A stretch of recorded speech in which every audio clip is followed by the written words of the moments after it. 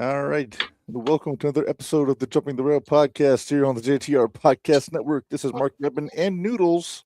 Hey, Mom, come look. It's The Noodles. Noodles position in Champaign, Illinois. Joined as always by my buddy Minderz. I'm here.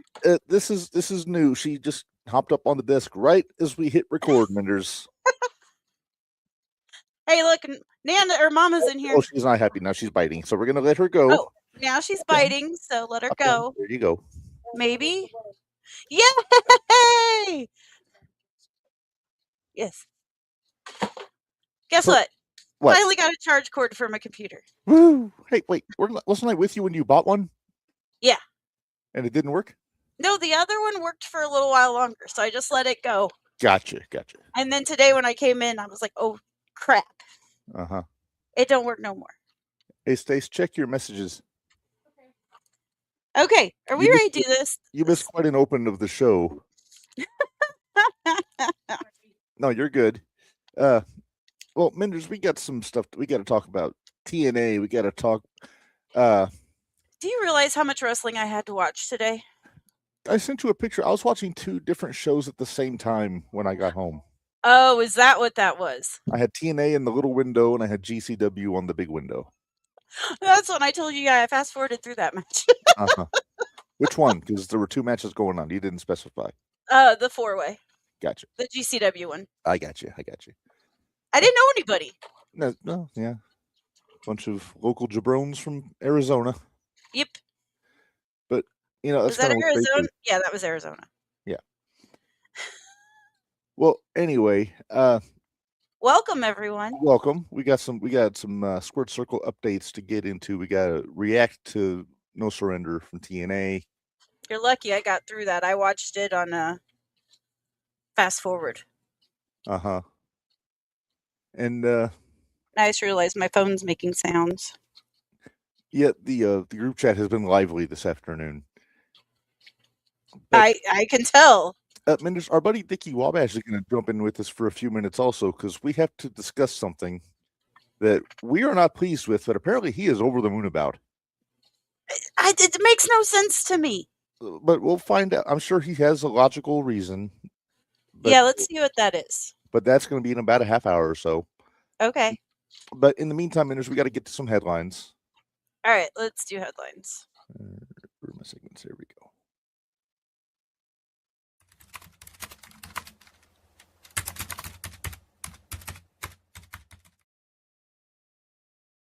All right, it is time for headlines. And Minderz, you are back. Am I back? Yep. I was just curious. Yeah. So quite a few things that we could have put into the old headlines. I like the cup, by the way. I know. Look, I pulled out from the past. It is so faded because I used it way too much. Mine is still pristine, by the way. Well, yeah, you don't use yours. No, mine is merely a decorative piece, pretty much. But anyway, we have stuff from all over the place, Minderz. WWE, AEW, Japan.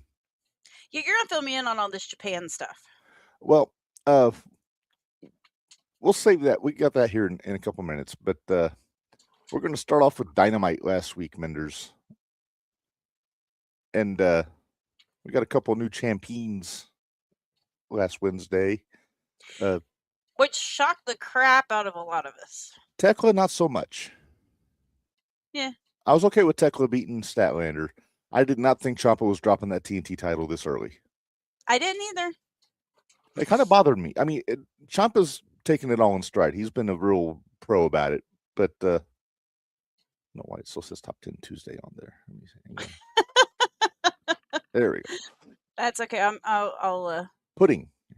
Yeah, you have no idea. I'm sitting here still trying to get our my what show is this? Yeah. Onto at least my computer so I can get to it easily. Uh-huh. But yeah, I don't know why they didn't just wait to put the belt on Ciampa until after all the Briscoe Fletcher stuff was over with. Well, I'm pretty sure I know why they did it. Papa rating? They're going to Australia. But Papa rating. I mean, either way, Fletcher was going to have the belt in Australia. I'm just saying that's the only thing that's the only logic I can go with. But then again, we're talking AEW, and we know there is no logic. Logic. What a novel idea. I know, right? Yeah. All right. Speaking of AEW, Wheeler Yuta was bald now, Minderz. Yeah, I heard about that. You heard about it? I heard about it. I like how Luther's dressed like an old-timey barber in the background. So, yeah, it was Pockets and Tony Storm beat Yuta and Marina Shafir in a hair match. Dude, didn't he try to, like, run away? He tried to leave, and Moxley made him go back and get the haircut. All right. Well, Moxley's probably sick of it always being in his face. Maybe. I mean, he's bald. I feel like we're on the cusp of a Moxley babyface run. I think we are. Yeah. Yeah. But I'm going to miss the shaggy dog, Wheeler Yuta. The shaggy dog. Like a dog I saw at one of the big dog shows a few weeks ago. Yeah. I'm looking here trying to figure out. Can you handle this? I can. What do we got coming up next? All right. Next up, we've got Jazz Minderz. I'm excited about this one. This could not be better for the young ladies in NXT and in the Performance Center. Right. I mean, they've already got Del Rey, don't they? They already got Del Rey. Finley, I think, still helps them out. Yeah. This is nothing but. It's nothing but top good priority here. Yeah. Yeah. Because she's got a background as a trainer anyway. Correct. Wasn't she? What? Who didn't she train down at Booker's? No, she had her own school in San Antonio, I think. Oh, okay. Makes me wonder if Red Dog's going to come and do some guest training in the PC. Oh, yes, Rodney Mack. Rodney Mack.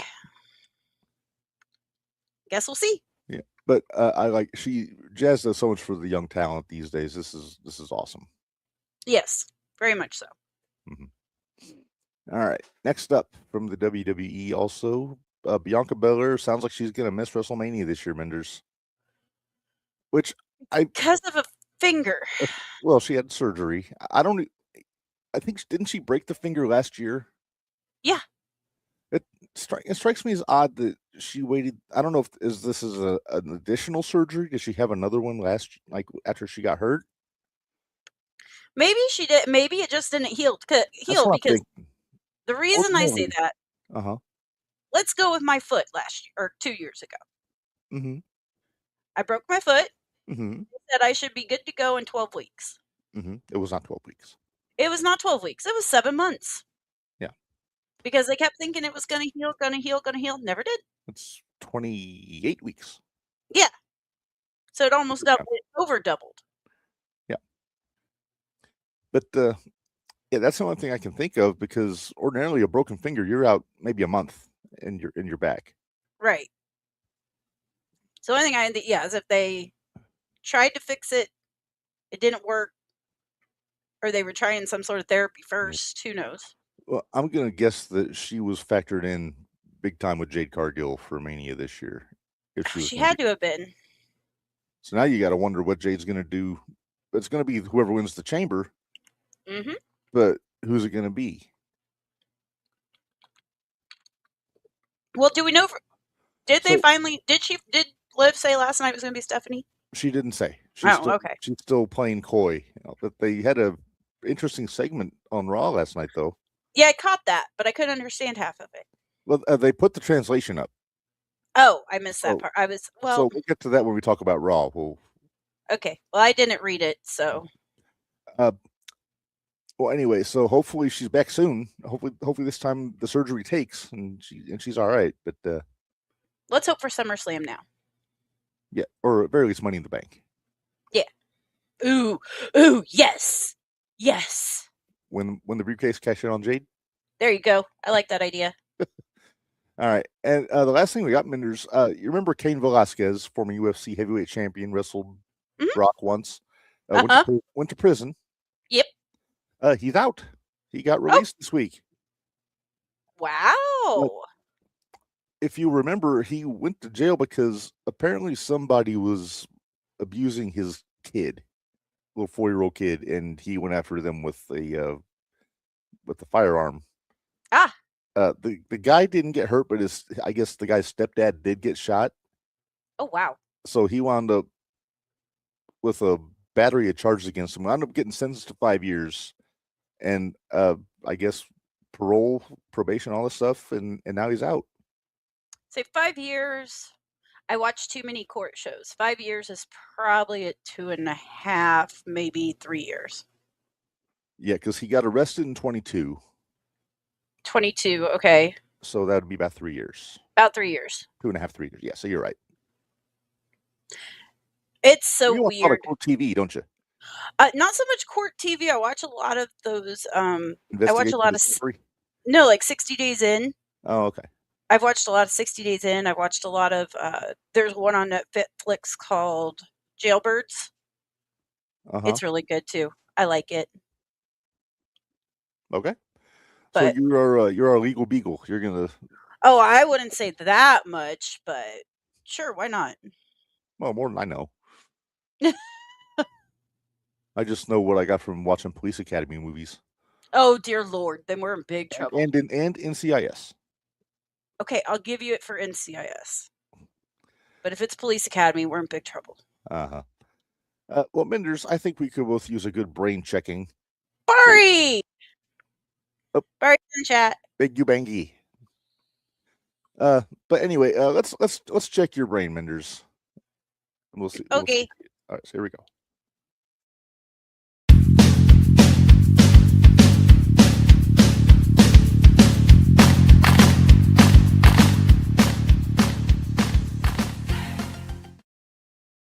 All right, it is time for Name That Wrestler. Minderz, you know how this works. I show a picture, you guess picture.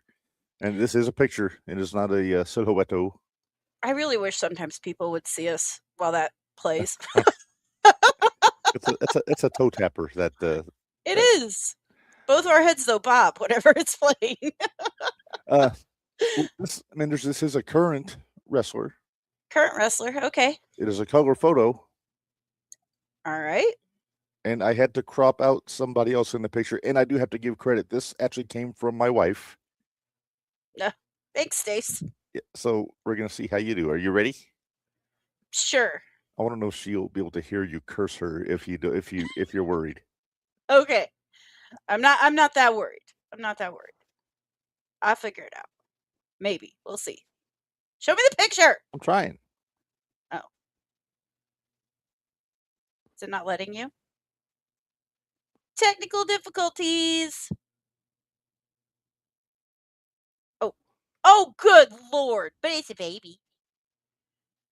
You like babies? Okay. I do like babies. I got to hold a baby this weekend. You did? It was a tiny baby. Tiny baby. You held a wrench that's heavier than the baby. I know. Yeah, I'm going to need some hints on this one. If you look real close, I know this is a blurry picture. Uh-huh. First off, it is a boy. Well, I assumed because the blue, yeah. Blue, yeah. The face is not dissimilar to his actual face.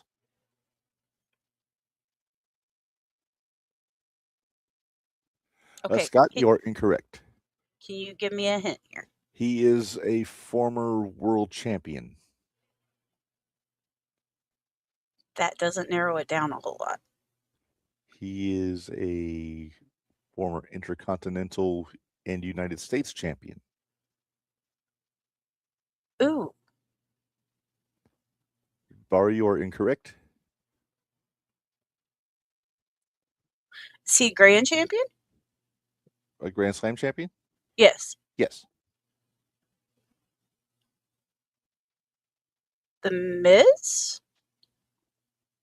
Holy Nicely done, but you showed your work. Well, I was like, all right, if he's got those 3, okay, I've got it narrowed down. I'm trying to avoid mentioning George as a hint. Yeah, let's do that. Let's not. George would have been a giveaway. Yeah, he would have. Very nice. I did good. You did good.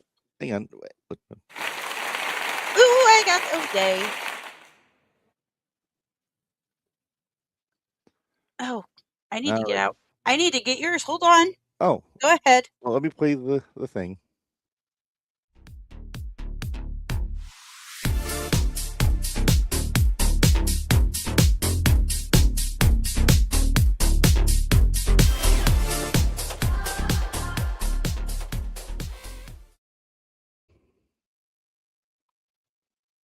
I'm not even there. You're going to have to do it.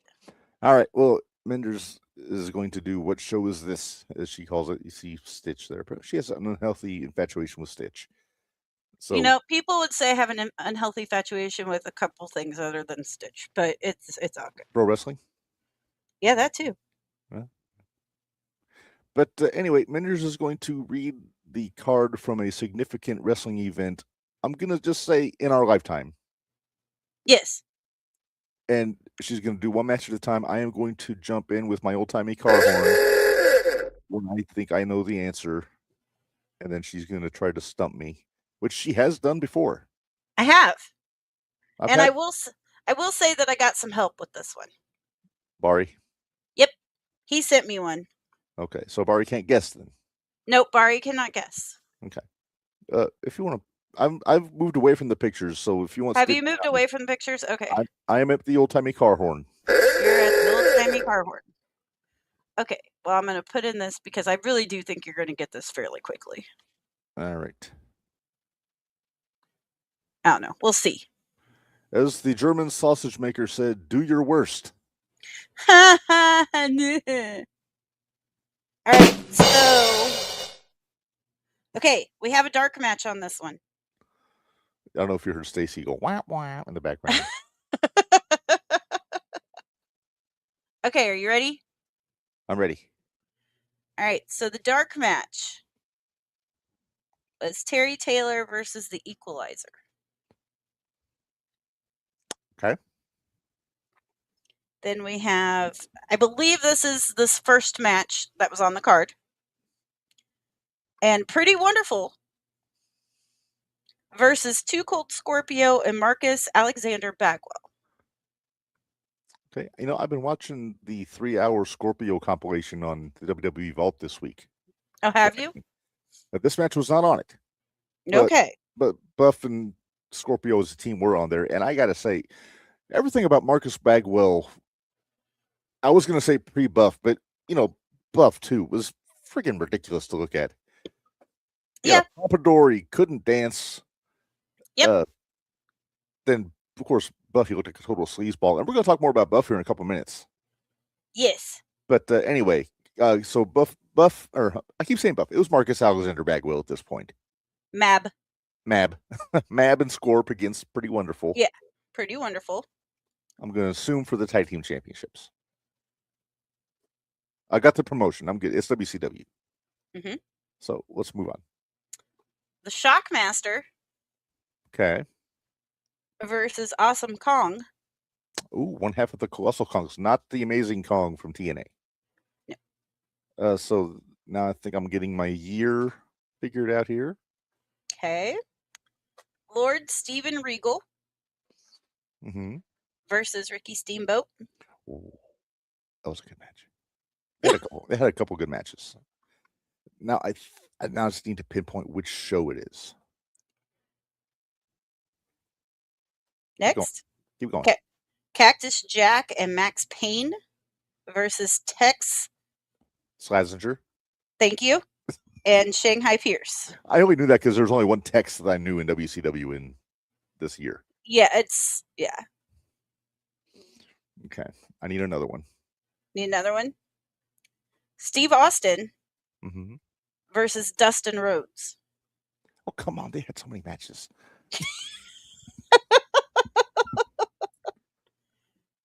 I'm not going to ask you which one. Is this for a championship? Yes. Okay. Rick Rude versus the Boss.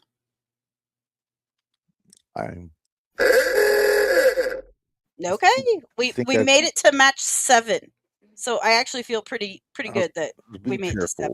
I think I've got it. Okay. Was it? Oh, I hope I'm right. Starrcade 1993.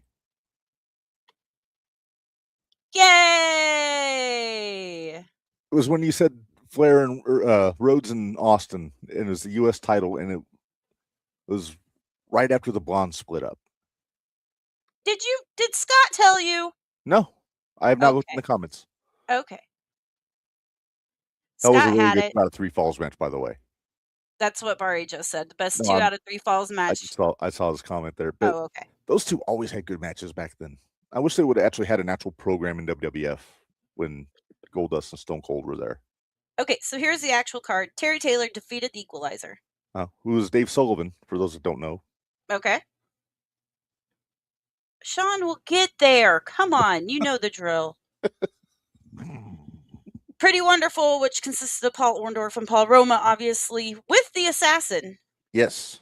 Defeated number 1, Jody Hamilton. Two Cold Scorpio and Mab with Teddy Long. Yes. The Shockmaster defeated Awesome Kong with King Kong. Mm-hmm. That was a short match. Yeah, I would imagine so. Lord Steven Regal with Sir William versus Ricky Steamboat ended in a time limit draw. That still kills me that they got Bill Dundee to dress like a butler. Cactus Jack and Max Payne defeated Tex Slazenger and Shanghai Pierce. Minderz, do you know who those two guys are? I was going to take a guess and say maybe Shanghai Pierce was Adam, but maybe not. Adam Pierce? No, it's not. Oh, then that's Henry Godwin. It's the Godwins. Okay. All right. Shanghai is Phineas and Tex is Henry. Yep. No. Henry Godwin was Shanghai. Are you sure?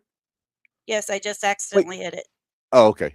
I got them mixed up for a while when they first showed up in WWF 2 until I figured out Phineas wore green, Henry wore yellow. Steve Austin with Colonel Robert Parker defeated Dustin Rhodes by 2-0.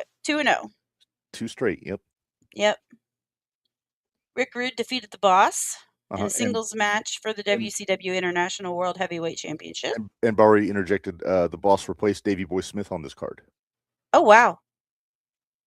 I forget why. Okay, so these were the 2 matches that we didn't get to. Mm-hmm. And that was Sting and Road Warrior Hawk defeated the Nasty Boys, Brian Knobbs and Jerry Sags, with Missy Hyatt by disqualification for the Tag Team Championship. The Walking Riot, Missy Hyatt. Yeah. Bet she's Alfonso's favorite.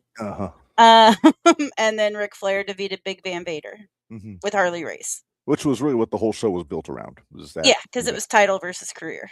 Yeah. I just remember probably 2 long segments of Mean Gene and Flair in the limo and at the house going to the show and everything interspersed in this show. But no, that was a good call.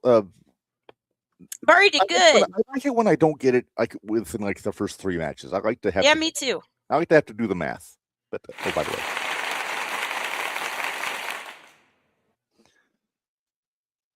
All right. What we got? We got Squared Circle updates. First 20 minutes, yeah. Talk about the Pretty Wonderful and Mab and Scorpio took the first 20 minutes of the show. That segment took about the first 20 minutes of the show. But we got headlines in there too. So we got about 5 minutes, I think, give or take, until Dickie jumps in. Do you want to go ahead and get the Hoots and Judies? I was going to say, why don't we put a pin in Hoots and Judies and go directly to Squared Circle announcements? All right, we can do that. Well, there's not that many. No, I mean, there are some, but not really. I've got to go to the. Sorry, I got you. Kicking me out. I didn't get the computer kicked you out. It was not me. I know, because I wish you could have been in the car when one of these was announced. I bet I know which one. Because Mom wondered what the hell was wrong with me. So we have 4 guest announcements that came up pretty much yesterday or Sunday. Sunday, yeah. Well, we were working. Yeah. The first one is a regular, Ari Alexander. I'm excited. I love Ari. She's so fun. I've got to meet her a couple times. She's delightful. I got to meet her actually in Danville, an MVW show. New Breed Wrestling. No, MV, not MV. V. New Version Wrestling. Yeah. Gotcha. Also announced Minderz, another lady. I'm excited about this one. I want to meet her. I haven't met Zeta yet. I always get her mixed up with, who was it that was at the New A Pro show with the belt? Laney Luck? Laney Luck has the belt. Okay. Did Zeta used to have it? No. Laney was the first one to win that one. Because I'm familiar with Zeta Steel. Not overly. She was on the clusterfuck. She was at the beginning of the clusterfuck with all the guys. Okay, I got you now. I'm with you. All right, Minderz, one of our favorites. This is the one that I popped. The Blue Meanie. I popped so big. I was like, I've got my partner back for. I feel like we need to convince Heather and Ed to book T.Y. Ice on the wrestling show and have him get a match with the Blue Meanie.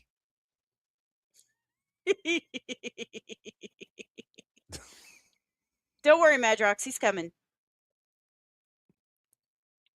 Or at least that's what Reb told me. Dickie likes to make an entrance. He does like to make an entrance. And then the last one announced on Sunday, Minderz. I'm actually very excited about this. Yeah, I was too. I'm excited to see how he's doing. Yeah, sounds like he's doing well. He's very good spirits every time I hear him do interviews. That's good. I like to hear that. Yes. But yeah, when they said Blue Meanie was coming back, I popped big time. But then again, you know what happened this Saturday. Well, you know I hung out with them most of the time Saturday night after Squared Circle. Yeah, so yes. Madrox said he was late for their own recording today. What's that like, Minderz? Don't know. I don't know. Why are you asking me? I wasn't late. You weren't late. You showed up right on time at 5:59 p.m. when we go live at 6. But you were here, so that's okay. I was here. I never have to scramble and say, Minderz is on our way, unless you're having technical difficulties. Right. Although it was pretty funny because I kept hearing my phone go off, and I'm like, this is Reb yelling at me. I was not yelling. I was just making sure you were with us. It was yoo-hoo. It wasn't all caps, so I wasn't yelling. No, it wasn't all caps. Another thing we can throw up real quick before Dickie jumps in here, Minderz. Mm-hmm. They announced the brackets for the New Japan Cup in New Japan. Oh, okay. And can you take down our thingamabobber? Well, all you're missing is the I in Yoshihashi. Oh, okay. So a lot of good talent here, a lot of champions in multiple divisions. Yuya Uemura, who was in TNA for a cup of coffee on his excursion against Great Okan. That's who's behind our live and our little thingamabobber at the top. Yeah. Drilla Maloney, they give out random buys in the first round. So nobody, it's not like every champion gets a buy or the rankings. It's just random people get a buy. Okay. So in this case, Drilla Maloney gets a buy into the second round. He's from Unbound Company now. He was in the War Dogs with Bullet Club. Gotcha. Aaron Wolf against Don Fale. I calls him Don. He's Bad Luck Fale to me from the OG Bullet Club. And then Shingo gets a buy into the second round. Mm-hmm. Tai Chi and Ren Narita. Ren Narita's in the House of Torture and just won the Never Openweight Championship over the weekend. Oh, well, on Thursday, I should say. And then Ishii gets the bye. Ishii. ELP Minderz, we just saw him in GCW this weekend. He had a rough weekend. Yeah, but man, such good matches though. Yeah. But he's got Bolton Noig in the first round, and Aaron Hanari from United Empire gets the bye here. Nice. Then Yoshihashi and Jake Lee, we're going to talk about in a few minutes, but he had a real banger with Yota Tsuji in the main event on New Beginning. And then then Hiroki Goto, who is a former world champion, gets the bye here. Oscar, who's one half of the Knockout Brothers, who are the IWGP Tag Team Champions, against Callum Newman from the United Empire. Then Hartley Jackson, who's a big, beefy dude from Australia, who's a member of TMDK. Okay. Shota Umino and Chase Owens. Nice. And then Yujiro Takahashi, not Hiromu. Hiromu I noticed. Up at New Beginning. Yujiro is from House of Torture. Okay. But he got the bye. Then Yudo Ice, who is Oscar's tag team partner in the Knockout Brothers. Okay. On Ryohei Oiwa from the. So there's possibility they could go head to head. There's a possibility. And also, if Oiwa, I always butcher his name, if Oiwa wins this match with Yudo Ice, he's going to have his partner, Zack Sabre Jr., in the next round. Oh, it's so fun, isn't it? It's hard to pick a winner in this field because obviously Sabre Jr., Hiroki Goto, and Shingo are all former world champions. Mm-hmm. And then just all kinds of wild cards in here. So I'm looking forward to seeing how that plays out. But in the meantime, Minderz, where's my doorbell? We have a friend in the waiting room, if you'd like to do the honors. Jinmintin Dickie Wabash, also known as Third Mike. Yes, Dickie Third Mike. Let's go. Third Mike. Or, as Mad Rock says, Vanilla Ice's cousin. Mm-hmm. So I almost want to throw that in there just to see if I can. See if you can break Dickie. Yeah. I almost pulled a rib on you guys because it's infamous that because the thing that we are going to be discussing today, not to bury the lead here, I was brought on here to discuss something very important. So then I had a little idea here. We have infamously told the story that whenever we interviewed Sandman that he showed up an hour early. Uh-huh. I almost popped in and got here like way earlier than I was supposed to be. Only person who would have thought that was funny is me, but well, so and you then popped in here while you were recording the other show. I would have. I actually did think about it. I actually was thinking in my head, I was like, what if we pushed Paige show back so that like towards like the last like 5 minutes, I'm like dual recording. Like I would have you guys on my phone and be like, okay, so I'm kind of recording. It's like Raw Nitro in 01. There you go. It is. The name on the contract does say Wabash. Oh, well. We brought you here for a very specific reason. Yes. Yeah. Mindy's very mad at me, I feel like, because of a take that I have on something. No, we're not mad. We're not mad. I think puzzled is the right word. Disappointed. No, it's puzzled. Because anyone that knows you, Dickie, knows you love all things Sandman. All things. All things. All things. And they announced he's going to have his last match at Jelly Nintendo's Spring Break in Las Vegas. We refuse to call him his real name because he's done pissed us off. For other reasons. Who's Tiger Wabash? That's Papa Wabash, brother. Ah, Papa Wabash. But I mean, I'm all for Sandman having his last match at the Collective. But then they announced his opponent. And we thought it was a rib. We seriously thought it was a rib at first. Are we sure it's not? We are not. I have thoughts, but we'll get to that here in a bit. But then we find out that Sandman is one that pushed for the match with the Invisible Man. Okay. All right. Explain. I don't know if you heard my wife in the background just said, what? So, here's what I will say. Yes. Go on, Reb. I'm sorry. I was asking first. Minderz, I just want to get the temperature of the room. What is your general opinion of the Invisible Man? I personally am not a fan. Now, I get that he's no pun intended, a must-see attraction in GCW. I do. I get that, but the wife just said, you can't see him. Now, I haven't seen one good match. Well, if you say him versus the Invisible Stan, I'm going to smack you. Oh, that's an incredible match. I love that so much. That was a phenomenal display of Bryce Grimsberg's refereeing ability. Yeah. Yeah. Bryce was the star, and Hikataro, by the way, in the run-in. But oh, jeez.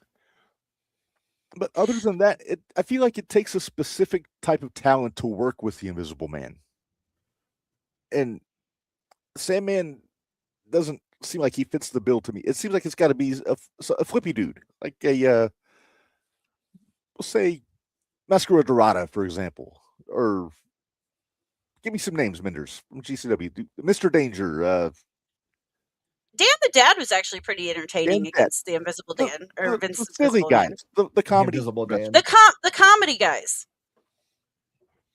Although what's his Danhausen sleepy? versus Invisible Man would be great. There you go. Well, even Effie. Effie, I okay. think Effie could do it. Effie's having issues. Oh, Effie's fine. Remember that. Let's ask him. But with the Sandman, I feel like I'm worried that most of the match is going to be just him swinging this Singapore cane at air. And they're piping in the sound of the cane. In the sound of the cane hitting somebody in the head.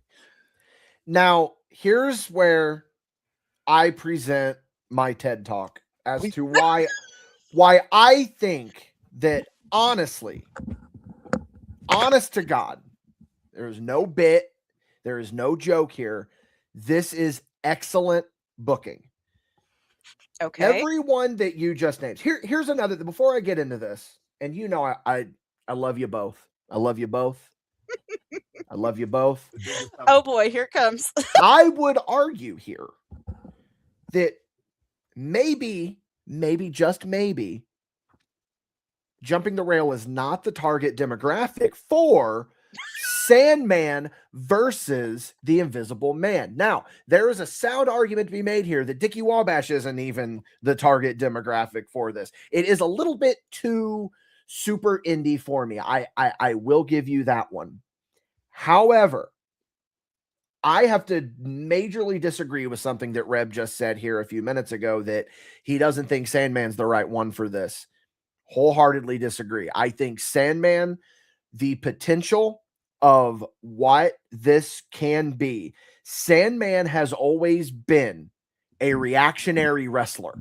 That has always been what Sandman is. Sandman is vaudeville. He's the act. Just recently, I think it came out yesterday, there was a video that was put out by IGN.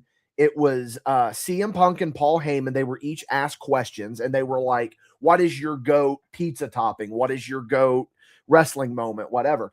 Paul Heyman was asked, what is your GOAT entrance? And he said, Sandman. Well, that goes without saying. It goes without saying. It goes without saying. So you look at the theatrics of Sandman, right? You look at truly what his character always has been. One would argue it's never been a character. And it was with the wetsuit. It was with, now if he comes out in the wetsuit, I will shit my pants, but in a good way. Good. I don't know. Is there? Is there a good way? Maybe. Yeah, is there a good way to shit your pants? Okay.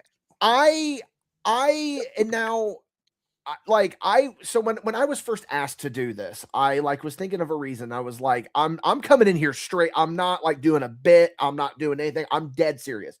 I think this is incredible booking. I think this is actually very smart, especially considering where they're booking it.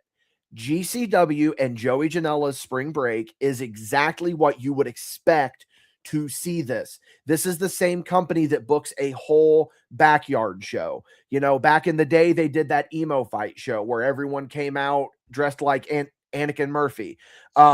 They do this schlocky stuff like that. And for me personally, now this is actually where I get a little bit serious here. Look at what happened to Sabu.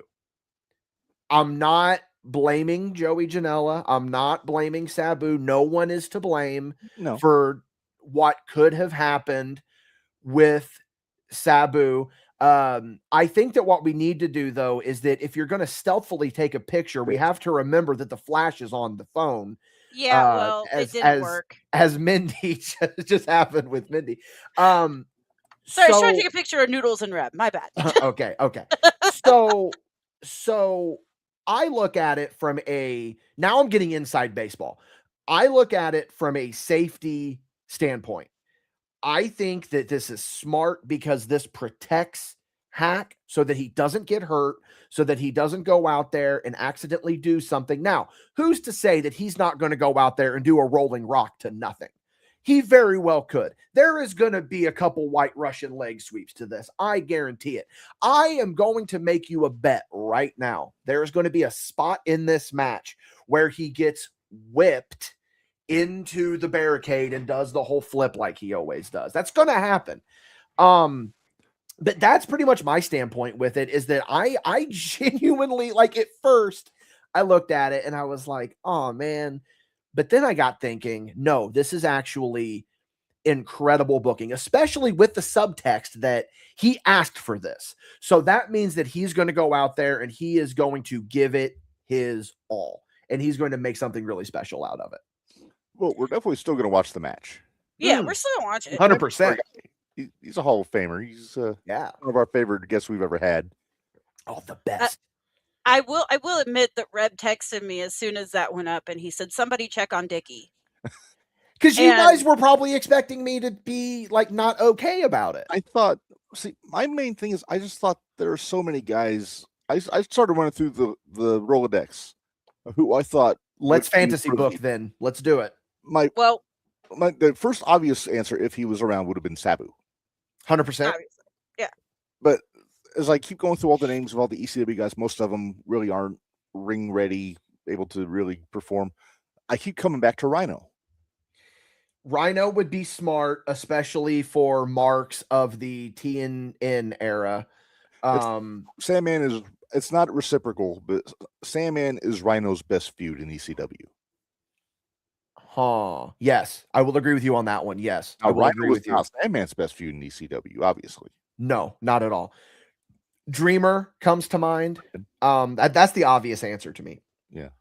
But maybe it's one of those things of where, look, I don't know what Sandman's health is at right now. That's true. Maybe he did want to do a match and then he realized, I just can't get out there and do it. I'm going to do a quick Google here. When was Sandman's last, like, official, like, wrestling match? Like, I'm going to go on. I don't know. What is it? Cage match? Yeah. Yeah, I'm going to go on cage match. I'm going to agree with Madrox here. He said versus Raven versus Dreamer versus Rhino 4-way. Well, that's and I even threw out the idea of Raven, but I've seen Raven in the past year. Raven couldn't do it. He can't do it. Now, if you want to throw Dreamer and Rhino in a 3-way, then I think those two could carry Sandman to a workable match. Yeah.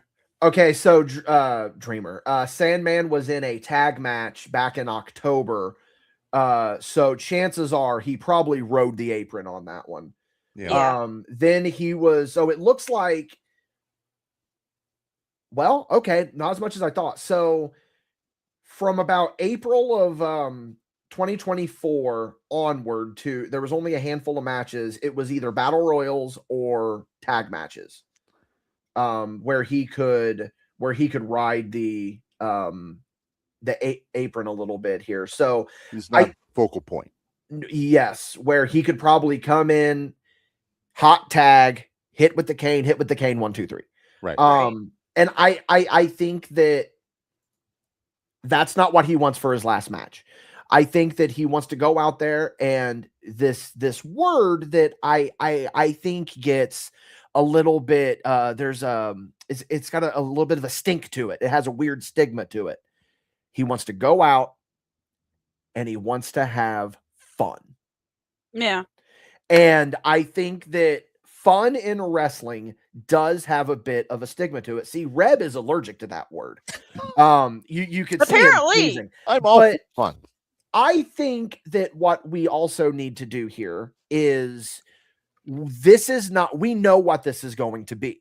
This is not going to be a Tokyo Dome 5-star classic. This is not going to be a Bola Night 5. This is going to be, and when, frankly, has Sandman ever done a 5-star match? I mean, other than in my opinion, because I mean, come on, they're all fucking 5 stars.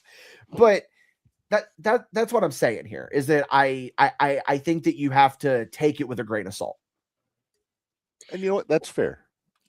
That's a good argument for it. But although if I remember correctly, after I sent you, "Are you okay with this?" and you said, "I love it." I do love it. And then I texted you. I said, well, I guess that's one way he won't get hurt. And then your response was, are you sure about that? I was like, damn it. I sent the I think you should leave. Are you sure about that? Are you sure about that? That's why we bring it up earlier. I mean, there could very easily, there's going to be a rolling rock through a table. Mhm. I feel like there's going to be the whip into the barricade. There's going to be some of those trademark Sandman things. Can he still do the running jump over the top rope to the floor with the cane on the way down? Yeah. Can or will? Yeah, Because I think that could be a good question. Is he going to do a flop dollar over the top rope on accident? Don't flop dollar over the top rope. That's all we ask. Yeah. Man, all he needs is the entrance and a cane hit. Go home and I'd be happy. That's really all it needs to be. This is genuinely all it needs to be. All it needs to be. Like he said, cane shot, go home, break a couple beers over your head, because what's the runtime of his? It's like 5 minutes, like 5.5 minutes or so. Like Inner Sandman here. Yeah, I think Inner Sandman's like 5 something. Let him do the entire song, maybe 1.5 times. Okay, I'm gonna book this match now. He comes out from some random spot in the arena, as he's wont to do. Let him run Inner Sandman like 1.5 times. He's bloody from the hitting the beard, whatever. Get in there. 5:32. Okay, so give him 7 minutes. Give him 5 to 7 on his entrance, and then get him in there because something like this is difficult because, and I know this firsthand. I want to tell you a little personal story here. I entered the Mr. West Vigo pageant whenever I was in high school. Thank you. I know. And part of it was that we needed to do a talent. So my buddy and I came up with this bit of, well, first of all, I wanted to do Andy Kaufman's Mighty Mouse routine, but I got told no because they said no one would get it. And I was like, that's the... Anyways. The point. So the next move, get Andy Kaufman reading The Great Gatsby. Yes, that that was very close. So we came up with the idea. We said, I'm gonna have my friend hide behind the curtain, very good on guitar, and he was playing the guitar. I walk out on stage and I go, guys, for my talent here tonight, never done this before in my entire life, I'm gonna play guitar. So I walk back and I come back out and I have a Guitar Hero controller around and I start like kind of, it was funny for about a minute. Then you got another 1.5 minutes or so and you got to kind of improvise. So I tell you this story to say that this match could overstay its welcome. I think, to go back to my original point here, 5 to 7 on the entrance, get in there, another 5 to 7 in the ring, because there's going to be at least 3 minutes after the bell rings where he's just standing there soaking in the audience. The cheers. That's my point. You're reading my mind, because there's going to be a holy shit chant. Mm-hmm. There's going to be a holy shit chant. That's what's going to happen. And there probably will be an ECW chant, because we are talking GCW. Easy. Yeah. Easy there will be. I see no doubt. But no, I mean, that's my case. I'm pleading that case. I think this is smart booking. I think that this is, you really got to kind of grade on a curve. And that's what I'm doing here. That's fair. Well, like you said, it's not going to be a 5-star match. We all know that. It was never going to be. Doesn't matter who you put him in there with. Right. I was going to say, at least it's not against the blow-up doll. Yeah, I'm glad it's not the blow-up doll. If it was, he'd have something to hit. Body sock could get hit in the head with a cane. Yeah, that one would be a little bit harder to swallow, I think. Really need to be careful of my verbiage right there. But I think that one thing that we really need to remember here, and like I said, grade on a curve. This is not Sandman from 1998. This is Sandman from 2026. And this is going to be Sandman like he was when he came out for Sabu's last match to help Sabu. And that's all you need. Yep. That's all you need. It's going to be for nostalgia. It's not going to be for Zombie for what he can do. Is there any chance we get some run-ins from people to eat some cane shots? Ooh, yes, I think so. Personally. See, when I first heard that he was having his last match at Jelly Spring Break, I thought it was going to be against Jelly. Yeah, we were scared of Zombie. That's the obvious choice, honestly. Right. That would have been the easy way to do it. If I was Janela, I would have booked. I would have been like, yeah, I want to be. Yeah, but I mean, like we said, like who else do you put in there with him? You know, you can fantasy book it all day. Yeah. There you go. There's where Rhino and them can run in. They can run in to do that. And Rhino runs in, gores the Invisible Man. Gores the Invisible Man through a table. I could see it. I like it a lot. Do something like that, you know, or even if it's not Rhino, just even some of the guys backstage that would just some of the try to think, come and eat a cane shot. Exactly. And I think that the demographic, not even the fans, but the demographic of the type of people that would be on that show. I listen. Okay, I'm gonna fight for the fact that Gunther versus Cena was good. I loved that match. It was the perfect ending. Oh, we were happy with it. Madrox hated it because he's an idiot and doesn't know good wrestling. But anyway, the demographic of the type of people, and I don't say this disparagingly, that would be booked on that card would be the type that would want to do the run-ins and would be like, oh my God, man, we're out here running in, you know, we're doing Sandman, you know. Yes, exactly. And smart. I think it's very smart. Yeah. Well, changed my mind a little bit. I'll put it that way. You feel better about this, Dickie. I'll say that. So thank you. You've definitely made us feel better about it. It's almost as if when I care, I can actually talk some wrestling. You know what I mean? Not saying that I don't care when I'm on other things, but just saying like when it's something I'm super passionate about, it's like, yeah, I can make you believe. I can make you believe. You would be excited about ECW this week, by the way. We're doing Mikey. We're doing not just Mikey. We're doing 3 Mikey Sandman matches. Yep. 2 of them from ECW and then 1 from WCW. I'll just assume the invite got lost in the mail. No, it's all good. I was actually talking to Reb about this Sunday about this means that we're gonna have to do the Extreme Effing tribute for Sandman coming up here soon. Yep. I'm sure you're so disappointed, aren't you? You probably have 8 matches in your head already. He's got 8 matches ready to go for us to watch, and 6 of them are WCW matches. Oh wow! Wow. No, I'm exaggerating. Dude, I like his hard, like the whole. I want to do, like, I would do a video essay breaking down why the WCW hardcore division is some of the best wrestling I've ever seen in my entire life. And again, I'm not doing a bit here, guys. I'm genuine. I am so entertained by WCW hardcore stuff. Norman Smiley, Terry Funk, Brian Knobbs, Sandman, Bigelow, you know, Mike Awesome was in on that a little bit. I think, did Awesome powerbomb Bigelow on the Partridge Family bus? No, that was Shaggy Two Dope, and he almost killed him. Okay. And which show was it where they did the Battle Royal in the junkyard? Don't remember the show, but I remember that because that was one thing I wanted.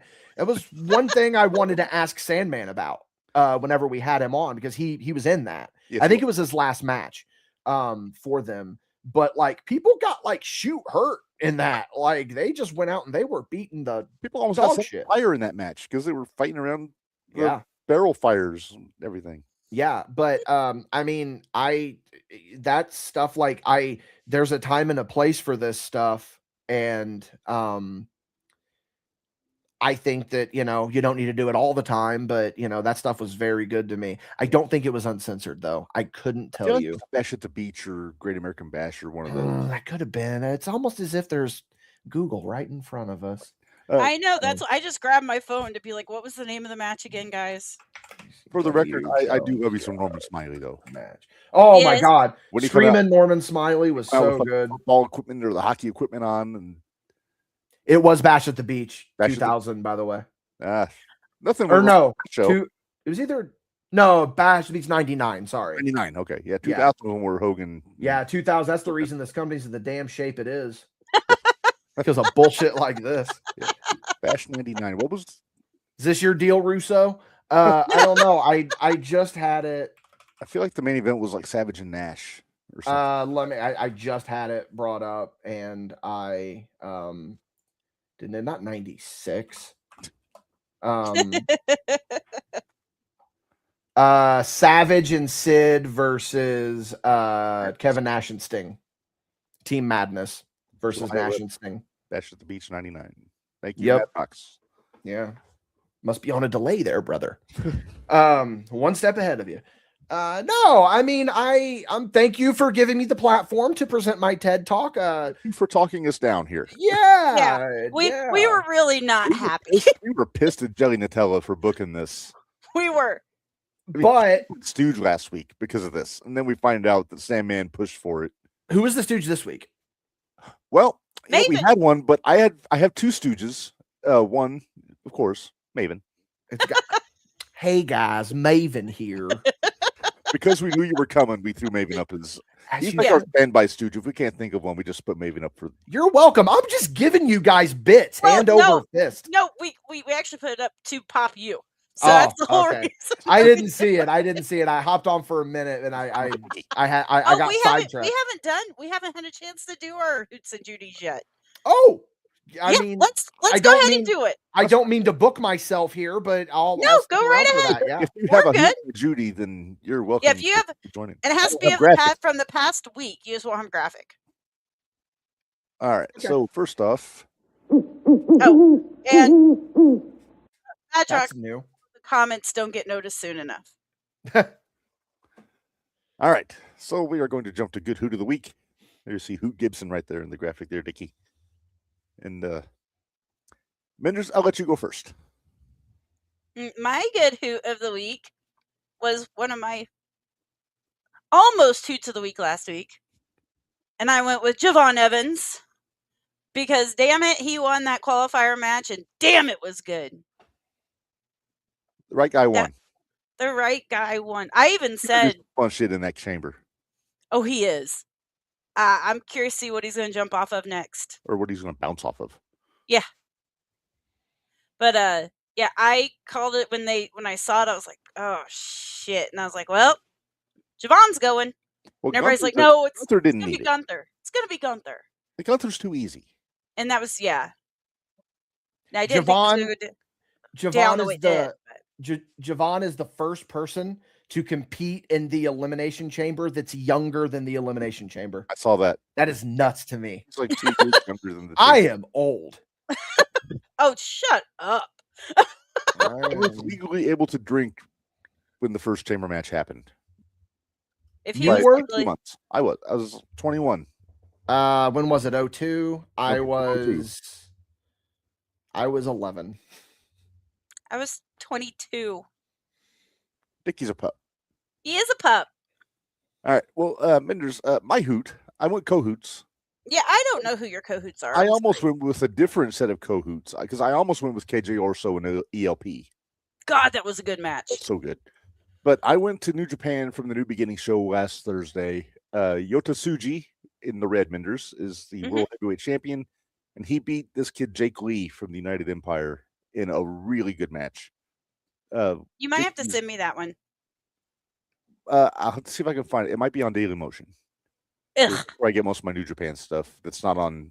Like I watched it on New Japan World because I can get the whole show. But You know what? I might try it on something else. I might try it what I watched No Surrender on. this was a really good match. And if you do, you got to look at Jake Lee's chest. He was hamburger by the end of that match. What? Nothing. Jackass. Little Dickie and Minderz aside. Reb, we'll tell you later. Okay.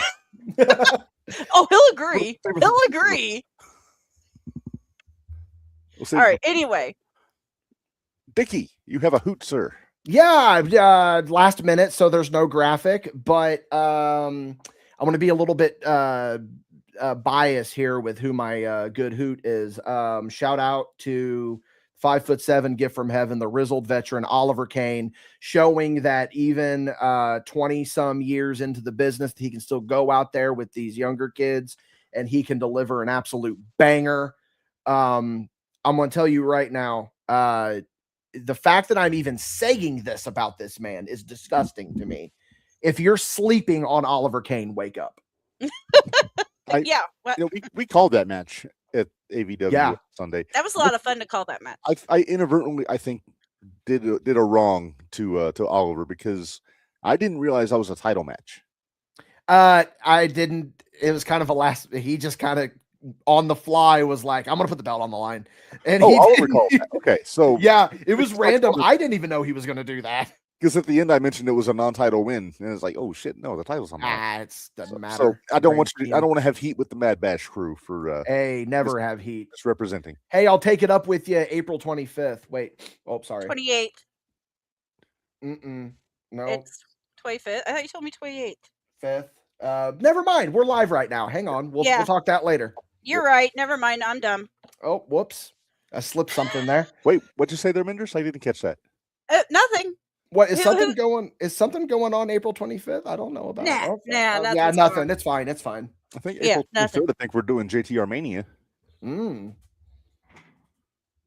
we should do it before the 25th. There, Reb. I said 23rd. Oh yeah, because that will be JTR Mania. Yeah. No, before that. 18th is WrestleMania. Oh, then it'd be the 18th. Yeah, and I found that out the hard way. Thank you, Mindy. 15th. Well, 15th. Probably the 16th. We do it on the Thursday. So okay, 16th then. Okay. We're flying off the rails here. Judy. It's only taking us over an hour to get through our beginning segments. That's all right. Well, let's move on to our good Judies of the week here, Minderz. I'll let you go first. We got the vivacious Judy Martin in our graphic here. Barry's favorite. Gotta have Judy Martin in there.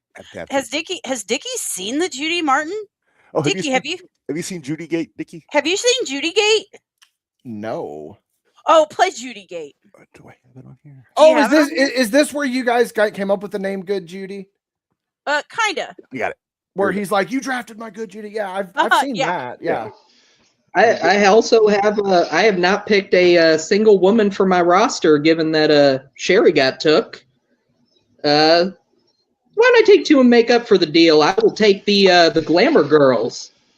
God, you son of a bitch!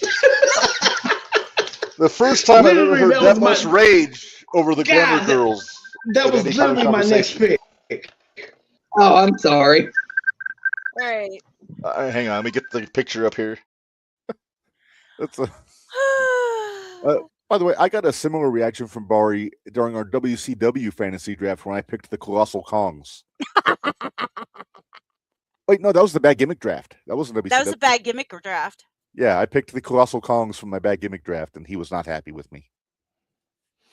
It's like when Minderz took Strike Force from me, but that's... I was waiting for it. I took Strike Force from Reb. But anyway, so Reb... All right, so Judy. My good Judy, we talked about it in headlines, Minderz. I went with our brand new AEW Women's World Champion, Tekla. Yeah. I like that Tekla. I like that Tekla. I didn't think she would win it on just a regular show, but okay. Yeah, they didn't. You would have thought they would have saved that for Grand Slam, but you know. You would have thought. They like to surprise people on the weekly show. And by the way, look at that picture of the guy in the background in the white shirt, Minderz. Is that Joey O'Reilly on his? Dude, now you said that, possibly. It's even red. I know. Shout out to Joey, by the way. His book is on sale now. Oh yeah, it went on sale today. Yeah. And he's expecting baby number 3. Baby number 3 is coming. Congratulations, Joey and Rain. Did not see that one. Yeah. That's news to me. Yeah. Yeah. They announced over the weekend. Yeah. All right. So yeah. So I went with Tekla. I always affectionately call her Tekla just because I like to mispronounce things. But yeah, I'm curious what they do with her with the belt. Yeah. Minderz. So I went to the Indies. Uh-huh. I went to the Indies for my good Judy. One of our favorites. one of our favorites. I went with Miss Alley Catch. Because I'll tell you what, that match between her and Atticus Kogar was really damn good. And I wish that she wouldn't have gotten screwed over in it by one Effie. He meant well. And he might have meant well, but sometimes I just wish she hadn't gotten skewers stuck in her leg. Oh my God, that was terrible. Yeah, Atticus. That was bad. Cool, those skewers. That's really a dick move to. Yeah, well, it's Atticus. What do you expect? Atticus, that's true. You need to put a match with Atticus against Masada because Masada is the first guy I saw use the skewers. Then Hondo. Then the next night you had Alley Cat come out and mess with Effie during him and Minderz. Because Effie he had a screwdriver the size of Excalibur in his hands. Yes. And I mean literally the announcer Excalibur, not the sword. Yes. It was huge. It was like this big. But yeah. Effie wasn't even there. So I'm going to go with Alley Catch. I like that Alley Catch. I hope she's at the expo. I do too. Yes. Dickie, have you Judy, sir? I'm just going to default to my favorite female podcast host, Minderz, as my good Judy. I got a big Judy. Hey, you gotten Judy and Stooge in the last 2 months. I know. She got Stooge once for stooging me off to Casey Jackson that I picked Spencer Powers to win. Yeah. My default Judy is always Io Sky because she's the greatest female wrestler on God's green earth right now, in my opinion. I agree.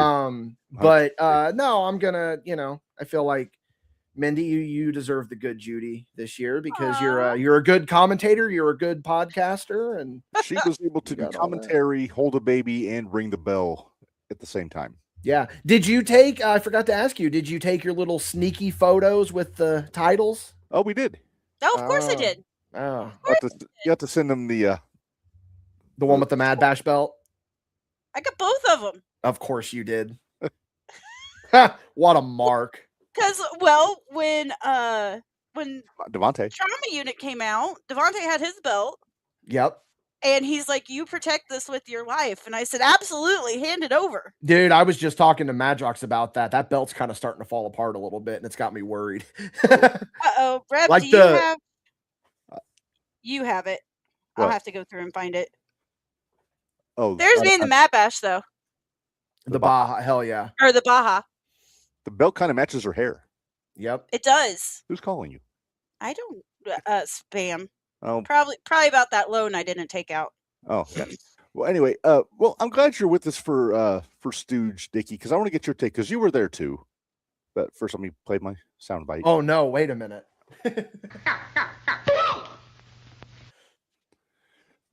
All right, so Stooge of the week. There's Mount Stooge more. Put Maven on that. Oh, is Maven on here? No, he needs to be.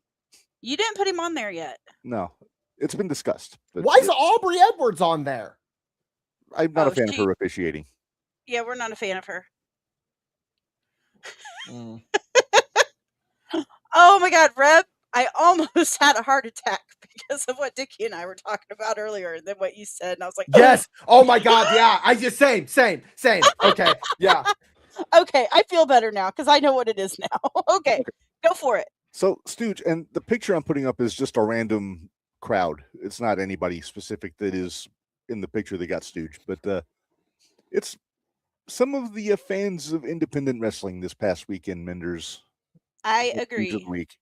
Mm-hmm. Apparently it's not just the show we were at, but it was one or two other ones where just ugly business going on, and just to what I'd say, just do better.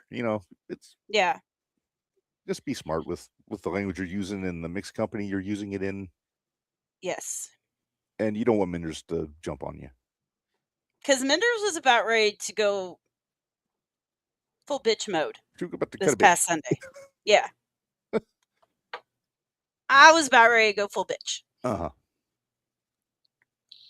I just remember you wrote on our little notepads that he is pissed, and I'm not going to say his name, but yeah, I know. I know exactly what you guys are talking about. Yeah, I said he's pissed, and I don't know what was said, and I want to know. But it's probably a good thing I didn't, because then probably would have taken the headphones off, and I would have went and had a little chat. Mm-hmm. But yeah, indie fans, do better. If you know, you know. And I know, it took me a second. I know exactly what you're talking about. Yeah. Yeah, do better. And like I said, it's not isolated to just one show. Apparently, there was a handful of shows this weekend where similar things were happening. As someone who has been in I'm not talking about a company specifically. I'm talking about the area in which we were in. Mm-hmm. Yeah, it didn't surprise me. No. It didn't surprise me. I've spent plenty of time in that area. Something is in the water in that town. On that side of town. On that side of town. Yes. The east side is that side. Yes. And I'm gonna play it safe. I'm gonna stop talking because I could go on some rants here, and I'm not gonna do that. Save it for paid show. Yeah, save it for paid show. I think I have actually done that before. I don't remember. If Madrox is still here, he knows. Like, he's heard these. We've had these talks, but anyway. Mm-hmm. Okay, let's keep rolling. Stooges. So, that's it. We only that's our Stooges. Oh, you only picked. Oh, you didn't pick one. Usually I do one, but this time we leave it on there. So inside baseball. I texted Mindy. Oh, are you really? Are you really? And I said, would it be mean if I made blank my Stooge of the week? I'm not going to do that, though. I'm not that mean. Please I'm don't. I'm not. But let's just say. All I have to say to Reb is when I rung the bell and was confused. And I'm just going to assume that the people that make the decisions that would allow this person to be there has decided that this bad idea. Bad idea. Bad idea. It's a bad idea. Minderz, if you want to pop you into the private chat there, I think I know. You are correct, sir. Oh. Yes. Okay. Absolutely. Okay. Then we'll leave it at that. We'll leave it at that. If you know, you know. If you know, you know. Exactly. Hey, well, while we got Dickie, we do have a couple birthdays, Minderz. Yay! You like our little birthday hats on our little caricatures? I'm going to tell you right now, you guys get the most mileage out of those characters of anyone I've ever seen. You can put those things in any situation, and I actually respect it so much. You seen this one? Yes, I have actually. Oh, yeah. I forget what he sent me, but I think I sent it to him. But no, we usually do a couple birthdays on the specific day, not like of the week of or anything. But number one of my favorites, indie wrestlers from my viewing, Jimmy Jacobs. Oh, yes. So good. Man, one time I was at a Chikara show and I forget who, it was a 6-man tag and he was a secret. No one knew that he was going to be there. The pop that he got. And then here's where I gained a lot of respect for him as they were getting ready to do a dive to the outside, a big dive spot. And we were in the second row and there was a family in front of us. He takes the big tumble and then he looks at, there was a little girl and he said, "Are you okay?" Like, yeah. And he goes, "Okay, well, you should probably move." So for him to go out of his way to do that, respect to him. That's the family-friendly get your shit and move moment, Minderz. Yeah. Well, no. Well, just remembering my my little Kenway. We were at a show, and this is when I had my broken foot, so I was in my wheelchair. And I'm sitting, and where I was sitting at, I thought, okay, I'm in a pretty good spot. You know, you try when it's something like that. If you try to get to the corners, you should be okay. Well, we ended up by the entrance. And actually, your former Mad Bash champion, Baja Mad Bash champion, was flying out to land on one Kenway. Zach? Yeah. Yes. Oh, okay. And he was flying out. He was going to jump on Kenway. Kenway looked at me and he says, "Hey, you need to move." And I looked up at him and I said, "How?" Because I'm in a wheelchair. Yeah. He can't just get up and move. And then his face. And his face, you could see the color drain from his face, and he goes, "Oh shit!" And then here came Zach and Kenway, and they both. I'm like, okay, well that's news to tuck the foot to protect the foot, and After let's that, just see what happens. After that, you would recruit random people at all the shows you go to protect your foot. I would. That's how I met you, was when you were in the wheelchair. I met you in the wheelchair. That's crazy. 3 years ago, I met you. Huh? That's ridiculous. Well, coming up on 3, about 2.5. Well, that was when we actually spoke. I'd seen you around beforehand. Yeah. But yeah. Yeah. Well, the other one we have is a Japanese legend, Seiji Sakaguchi. Old timer from early 70s, mainly. Oh, wow. So I'm not sure if he's still, I think he is passed on since then, but happy birthday. Yep. If I could say happy birthday in Japanese, I would, but I cannot. So, do you have any more birthdays? That's the only 2 we got. Okay, well, I just thought of one because as we were talking about when we met and everything, Mad Bash Studios is officially 3 years old. Oh, wow. I can't remember the exact date. I want to say February 11th is when the first episode of Spot Show went up. So we're officially 3 years old. Nice. And Mad Bash Wrestling is probably 2. No, September of 23. So we're getting there. Yeah, we're coming up on 3 for them, for that as well. So happy birthday to us. Happy birthday to Mad Bash. We're on season 6. We're on season 6. Year 5 will be in August. Yes. August 9th is our 5 years. But we got to think of something for we got to do something good. But yeah, maybe we'll do a fantasy draft that episode. There you go. Let me see. Let me check my list here. Yeah, check your list. I was just going to check our list too. See, Madrox, this is called show prep. Oh, you act like it helps. It does not help. We just check our list more often. Just wait until you hear Paige Show this week. Oh boy. Just wait till you hear the podcast this week. It was me and Oliver, and we went off the rails. You know what? Dickie, have you had a chance to watch Raw? No, I really don't watch Raw anymore. Okay. Well, there's a box. Yeah. Oh, yeah. I saw the meme that it's like it's going to be Triple H coming out saying, "Welcome to a new era." There's all kinds of theories. Yeah, we're trying to figure out what's in the box. The popular fan theory is Jericho. I feel like it's got to be. Well, you know what Cornette says, Minderz, anything that comes out of a box is over.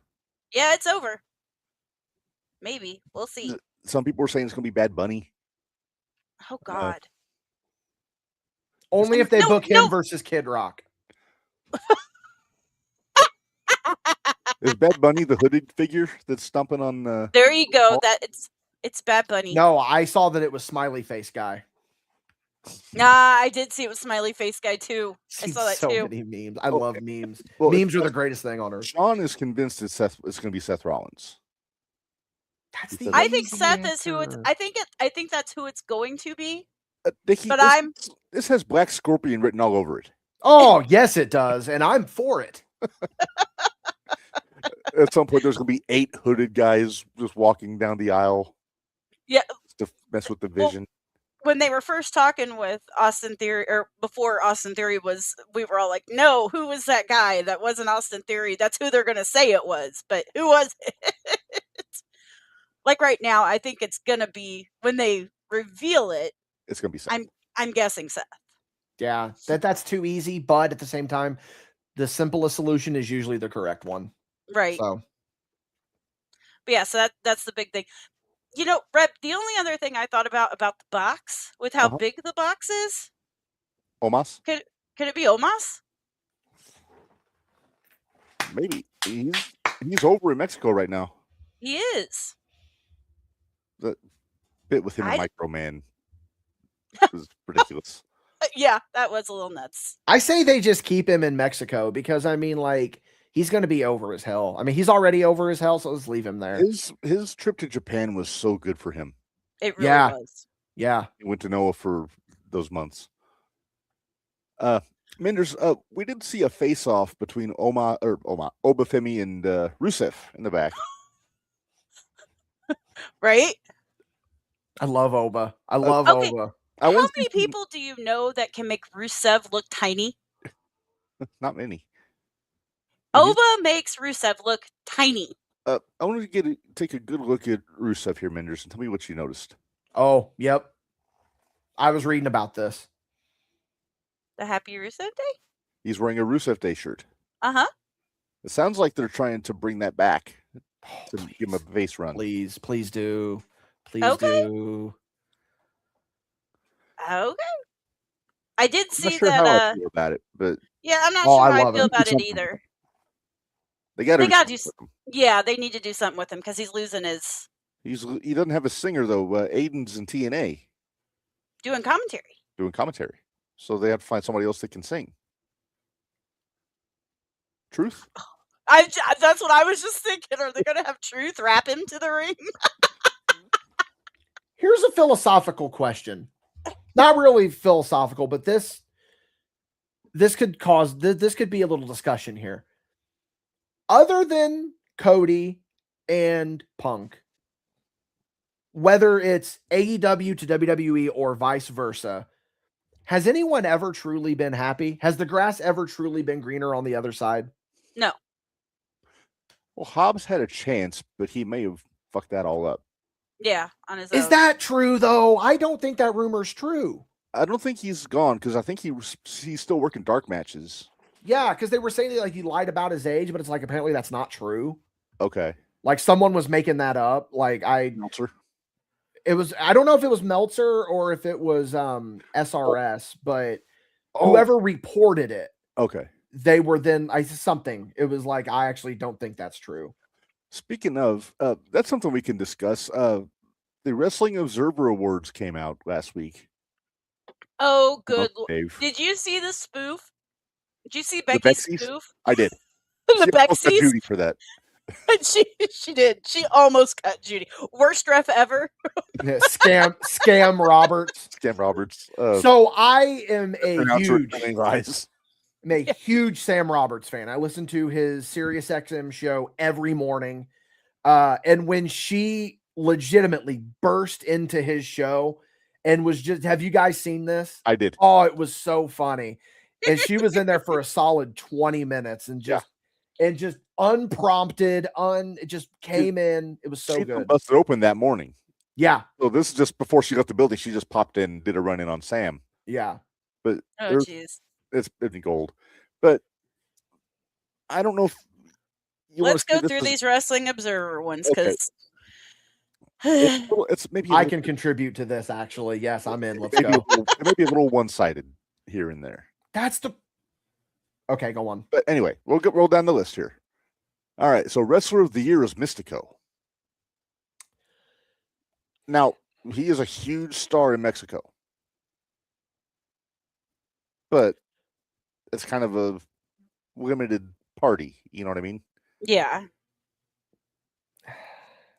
But see, I don't know if I would have went. I don't know if I would have went with Cody or I don't know.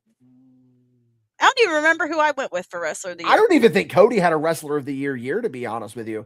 I would have given it to Cena would have been obvious. Given it to Gunther or something. The Gunther got heel of the year, which he deserves. He deserves. Yes. Charles Mason got my heel of the year. Yep. He's scary. He is. He's so good. You do have to take into consideration other markets. Because that was GCW. No, shut up. That's not what I mean. I'm still talking about Mystico here. I'm still thinking about that. Like, you got to consider other markets. So I'm okay with that, actually. I'm okay with that. My male wrestler of the year last year was Dominic Mysterio. That's a good one. I think mine was Braun, wasn't it? I don't have your list in front of me. Student of the year was Ricochet. Oh, yeah, because we couldn't keep him off of Twitter. Yeah, because Dom was male wrestler of the year. I had Mark Briscoe as babyface of the year, Charles Mason's heel of the year. I and Stephanie Briscoes. Vaquera's Female Wrestler of the Year. Yep. But anyway, so Mystico's Meltzer's Wrestler of the Year. Most Outstanding Wrestler, which I don't know why that's a different category, is Takeshita, which Minderz, you know I'm how okay I with. Takeshita. I'm perfectly fine with that. Yeah, I'm perfectly fine with that. So so my favorite movie last year was Weapons. My favorite TV show last year was The Rehearsal. And my favorite video game was Claire Obscure. So there we go. I don't have any wrestling rankings, just for the record. Fair enough. Weapons was really good. Oh, Weapons is so good. Match of the year, they had Kenny Omega and Gabe Kidd from Wrestle Kingdom at the Tokyo Dome. Not a bad match, by the way. I saw that match. It was good. I don't know if it was match of the year good when you have AJ and Cena on the ballot. Yeah. That's tough. That's a tough one. Best box office draw, John Cena. Easy. Okay. Promotion of the year, CMLL. Well, that would explain the Mystico then. True. Yeah. Promoter of the year, Salvador Luderoth from CMLL. Okay. Uncle Dave must have vacationed in Cancun this year or something, because he's kind of he's Mexico heavy. Yeah. He's finding his footing now. Best booker, Tony Khan. No, jeez. Because of course he's going to pick Tony Khan. Tag team of the year, Young Bucks. Now hang on. I don't know if it was Booker of the Year worthy, but there is a sound argument to be made that in terms of booking decisions, Tony Khan did better than Triple H. Reb and I both turn and look at you. Hey, Triple H didn't do very good last year. Neither did Tony. Yeah. Promotion of the year, JCW. Spicy. He's not wrong. Wait. It was pretty good. This one.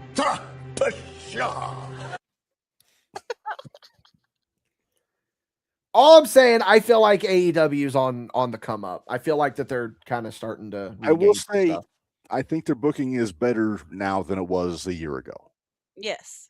But it's still I a still long think way they to pulled go. the trigger too fast. That's why I prefaced it by saying I don't think his work was necessarily Booker of the Year caliber, but it's been better than he's been in the past. Yeah. Honestly, he pulls the trigger too fast, in my opinion. Yeah. Tag of the Year, Young Bucks. Disagree on that wholeheartedly. Yeah. I'd say Knockout Brothers, New Japan. Yuta Weiss and Oscar. They've had a good run. Best weekly TV show, Dynamite. I don't even watch it every week. I don't watch weekly, so I'm gonna I bow out. Yeah.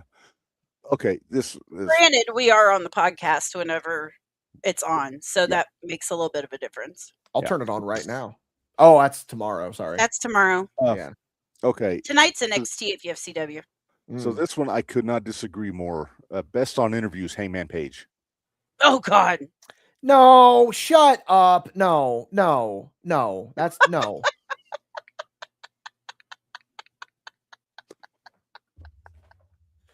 You know, and we lost Dickie. We lost Dickie. Dickie, come back. You know, in all honesty, if you're saying best on interviews, I would almost go with Becky.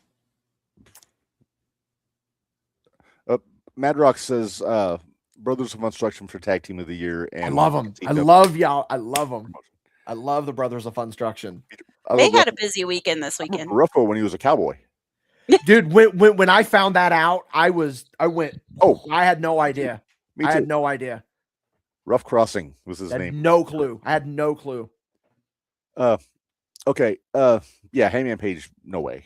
Interview. No way. I will agree on Most Improved. He put Harley Cameron. I agree on that. I'll agree with that. I'm a big fan of Harley Cameron. Yes, I'll agree. Most charismatic, John Cena. Okay. Very charismatic. Is he most charismatic? No. That's just GOAT status, though. Oliver That's the Kane. problem. Very charismatic guy. Try getting 3-hour phone conversations with him. If we can talk Cubs and hockey, I think I can pull it off. More hockey than anything because he's really big because his son's playing junior hockey. Yeah. Okay. Japan MVP Saya Kamatani. I'm not familiar. I believe. I don't know enough. Yeah. I'm not even prepared to say it's a male or a female wrestler. Right. Mexico MVP Mystico. He was wrestler of the year, so it makes sense. Mm-hmm. U.S. Canada MVP John Moxley.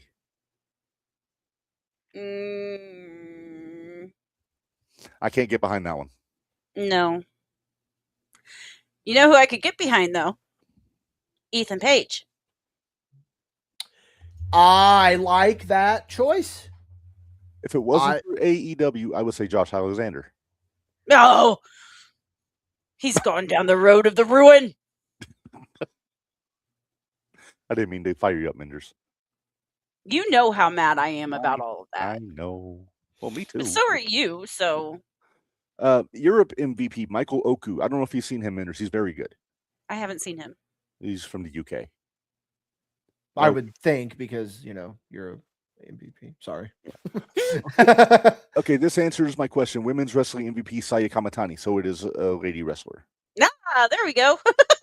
Women's wrestler of the year. And this is just all encompassing, right? Women's wrestling MVP. Yeah. So just across EO. It's EO. Yeah, I agree. It's EO. She's the EO is I'm going to take female out of it. EO is one of the best wrestlers on the main roster right now. Yeah, I agree. I think Heyman says that. Yeah, he's a very smart man. How would Heyman say that? So I look at the roster, right? And to me, it's not about gender. It's about performance in the ring, Tommy. Tommy. Pull the Tommy in there. You have to, Tommy. Tommy. Go out there, right? I do more of an ECW Heyman, not a modern. Right. I don't do Wise Man Heyman. I feel like Wise Man Heyman enunciates more. He does. Yes. I'll have to work on it. Feud of the year, Moxley and Page. No, absolutely not. No. Feud of the year. Triple H versus good booking decisions, I guess. Come on. Reb, I think you know where I would go with this. KJ and Sam. That was a really good feud. It was a great feud. I think I gave it to Punk and Rollins in the review awards last December. But that's good. Yeah. I love that Sam KJ feud though. That Sam KJ feud was amazing. It was really, really, really good. Most underrated, the Beast Mortos, Frank the Warrior. No. I mean, I like his work overall.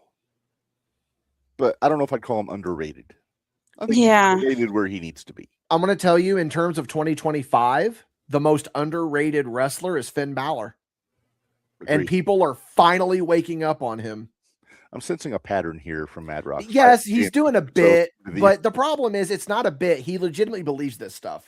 That's okay. When we were talking tag teams earlier and we said tag team, I was like, busting the brain. They've held those titles. Well, except for when they dropped them to the Brothers of Funstruction. Mm-hmm. They've held those titles pretty much all year. And they were JCW tag champs too for a bit. Yeah. Yeah, I'm going to stick with Balor is the most underrated. And people, the only reason I'm saying it is because now people are finally starting to wake up. I'm going to tell you right now, I have homework for everyone right now, right? Go watch Prince Devitt versus Marufuji. Doesn't matter if it's the first one or the second one, the one from 2009 or the one from 2010. Doesn't matter. They're both classics. Yes. That is the fucking Prince right there. Yep. That's what we need right now. We love. Oh, it's some of the best wrestling you'll ever see. It's very good. All right, so I'm gonna go with JD McDonough. McDonough, okay. I almost said McDonough. Yeah, he's good. Okay, most overrated. I actually do agree on this one, and AJ's gonna do a cartwheel at home if he hears this. Jey Uso. Oh, he's so much better as in the team with Jimmy. He is single. He's a tag team guy. Yeah. He just we experimented to pop a rating, and it didn't even pop the rating. It just popped the people. Yeah. He's an entrance wrestler, and he's a catchphrase wrestler, and catchphrase wrestlers never get over. It's kind of what happened to Steve Austin when he got the what thing over. He became a catchphrase guy. But he was already established as great, though. True. Yeah. Jey Uso ain't it. Jey Uso ain't it. No. Don't tell Rikishi that. Yeah. Oh, right? yeah. So that Mad Bash Studios there. Best Brawler, also called the Bruiser Brody Award, goes to Jon Moxley. No, fair. Actually, I think that's fair. And the style that he wrestles, I think that's fair. See him hang with Tremont. Okay, fuck me, I guess. I'll just God forbid I say something good about AEW. I see where you're No, going. it's not even that. Yeah. It's not It even makes that. sense. It's just Moxley's a tough sell these days for me. Best technical wrestler, Zack Sabre Jr. I mean, come on. Yeah, I mean, How can you argue? That's a I gimme. will- Yeah. I will agree with that. Oscar Dorada gets best flying wrestler.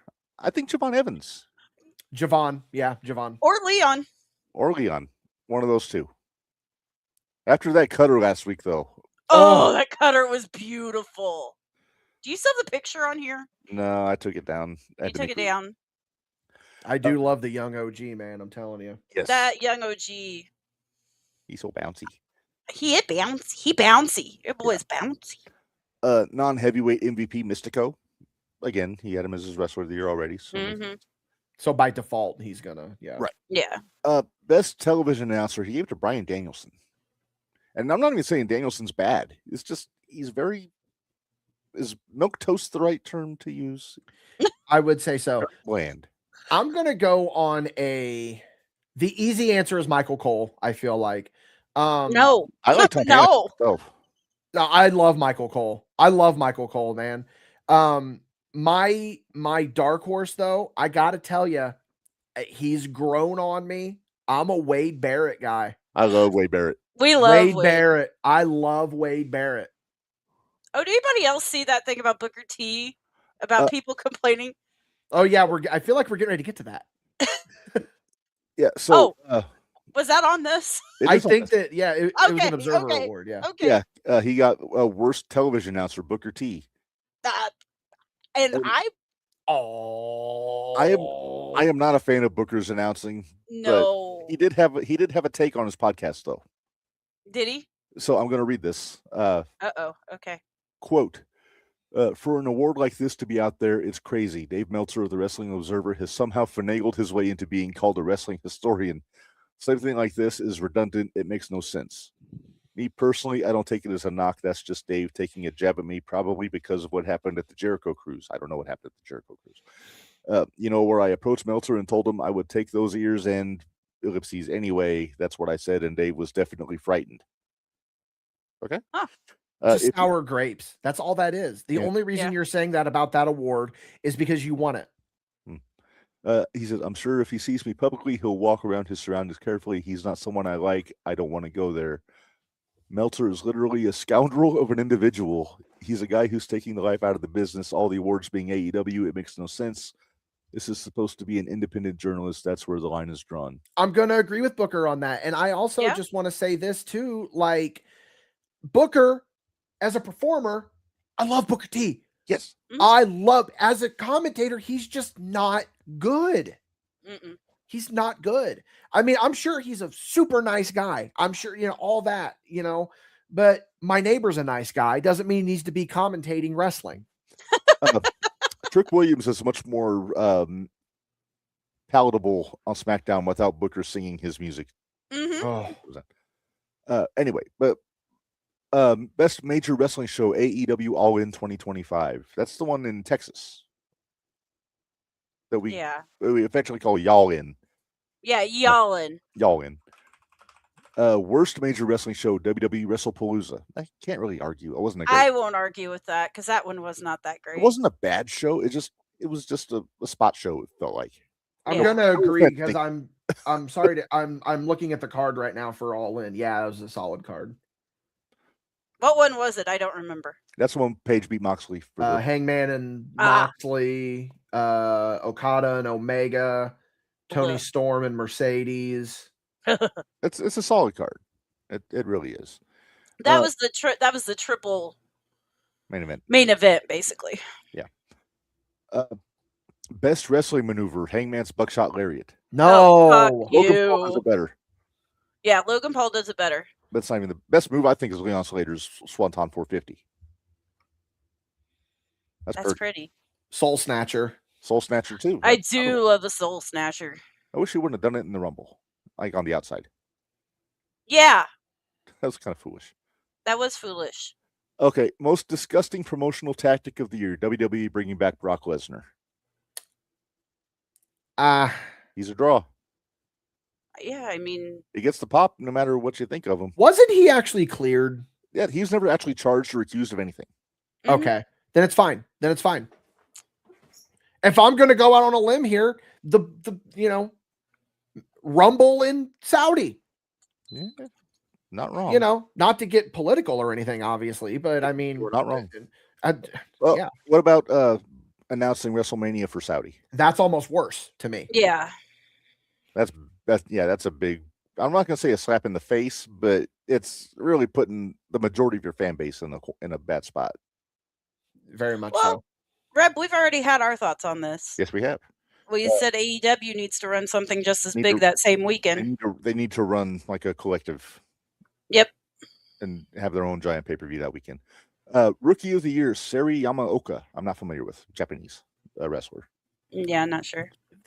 Best non-wrestler, Don Callis. Oh. I like Don Callis, but he's got a faction of 47 people. Right, exactly. It's becoming the new NWO. Anytime somebody new, and let's put him in the Callis family. Yeah. Can I be completely cliche here? Sure. He realizes there's other wrestling companies besides AEW, right? I mean, come on, dude. All good categories are going to AEW or CMLL, and all the bad stuff's going to WWE. It's worst match of the year: John Cena versus Cody Rhodes at Mania. Now, that's a lie. That match is good. The finish sucks. The finish I hate. Take the finish out of it, though. Right. That match is great. Now, I do say the SummerSlam match was better. Oh, absolutely it was.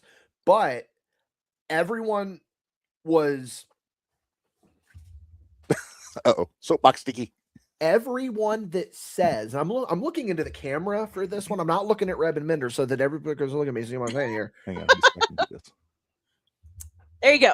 Anybody that says that John Cena versus Cody Rhodes is the worst WrestleMania main event only started watching wrestling when it became cool. You weren't in the trenches for The Miz versus John Cena. You weren't in the trenches for all these other awful WrestleManias that we had to sit through. You started watching wrestling whenever dumbass Jey Uso started coming out doing this and Papa Triple H took over. You weren't in the trenches for the guest hosts. You weren't in the trenches for people power. You weren't in the trenches like we were. Hey, Reb, I think we can come back now. Can we clip that and send it to you so you can put it on Page Show? Yeah, please. Just clip that and put it on every bit of social media because that is the truth. It just irritates me. These people, I'm going to stop because I will continue to rant, but it's just like these people that are sitting here and I saw the bitching and the complaining. This is the worst WrestleMania main event ever. No, it isn't. The only reason you think it's bad is because your first WrestleMania main event was Cody and Roman, where they kept spamming the comebacks, and then you started expecting that every year. That's not what happens. Sometimes we get Lawrence Taylor versus Bam Bam Bigelow. Which was an underrated match. Yes, it is. That's my point. Thank you. But what I'm saying is that the bar, these people, I did just get really lightheaded.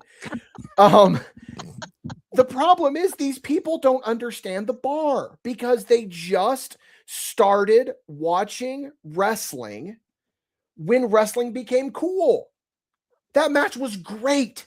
Bad finish, but it was an awesome match. If they want to watch a bad pay-per-view, and this is a pay-per-view that I love, by the way, just for nostalgia, go watch the Wrestling Classic from 1985, the tournament. Yeah, exactly. Every match practically had a fuck finish in it. even the Piper Hogan match.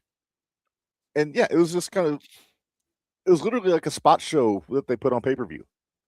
Which I almost went to WrestlePalooza, and I'm glad that I didn't because it looked awful. Yeah. But- Dynamite and Savage, by the way, on that Wrestling Classic. Oh, yes. It's been a long time since I've seen the Wrestling Classic. I'll have to go back and rewatch. Sean missed out. We already discussed it. We talked about the theories. Sean, who do you think is in the crate? I'm just going to put that out there. Let him get in the All right. Now, I know we're kind of dogging on WrestlePalooza. I know we're kind of dogging on WrestlePalooza. But, Reb, don't you remember what happened at that? That is when John brought out all the little kids. Yep, little Lincoln got to go out there. Little Lincoln got to go out and be in John Cena's group of kids. And I was so excited for him. Our buddy Lincoln. Yep. All right. He's at some of the hybrid shows that we went to the last couple of years. So yeah. Well, he hasn't been on them for a while. Okay. Sean, I'm with you on half of this. He says Danhausen or Jericho. If it's Danhausen, I'm in. I would love it if it's Danhausen. I don't think it's going to be. I don't think it's going to be. But you know I love my Danhausen. I love that Danhausen. No, yes. He hasn't been announced for the expo yet. Not yet. He was late last year, too. It's because he's in the crate. He's in the crate. All right, we got a few more of these here. Hey, he actually gave one of the worst categories to AEW. Oh, worst feud of the year: Anthony Bowens versus Max Caster. Well, nobody cared, so yeah. I guess it would. I mean, even if it's, and the problem is that Anthony Bowens is really good. Is really good.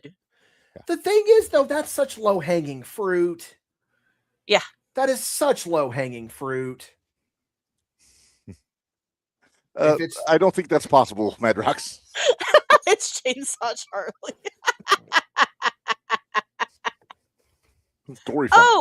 Hey, and Seth is the masked man. He says Seth is the masked man. Yeah. Not right now he ain't. Not right now he ain't. Give it time. Let's see. Worst promotion of the year, WWE. Again, I figured that was coming. They're making money hand over fist. They can't. I mean, if you look, we talked about this on Spot Show a couple weeks ago. I personally don't like the product that WWE is putting out. However, you can't argue with their success. You can't argue with, but it just depends on what are the parameters that he is judging by here. Right. Because if you're judging solely by money that you're making, then AEW would probably be the worst promotion of the. Honestly, TNA would probably be the worst promotion of the year. Have to that to TNA. It would probably be TNA. Yeah. I don't know. He's picking low hanging fruit for a lot of these. Let's see. Best gimmick: Timeless Tony Storm. Okay, I will agree with him on that. I'll agree with that one. I love she is amazing. Yes.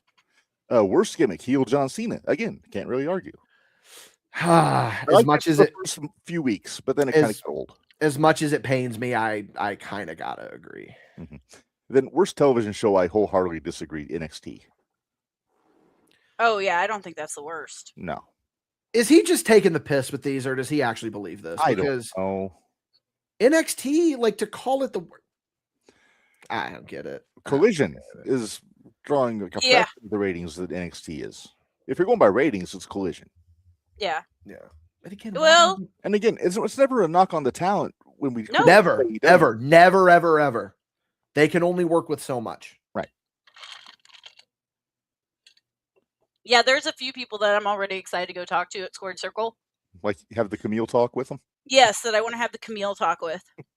Hopefully you end up talking to Gangrel. Oh, I will talk to Gangrel for you.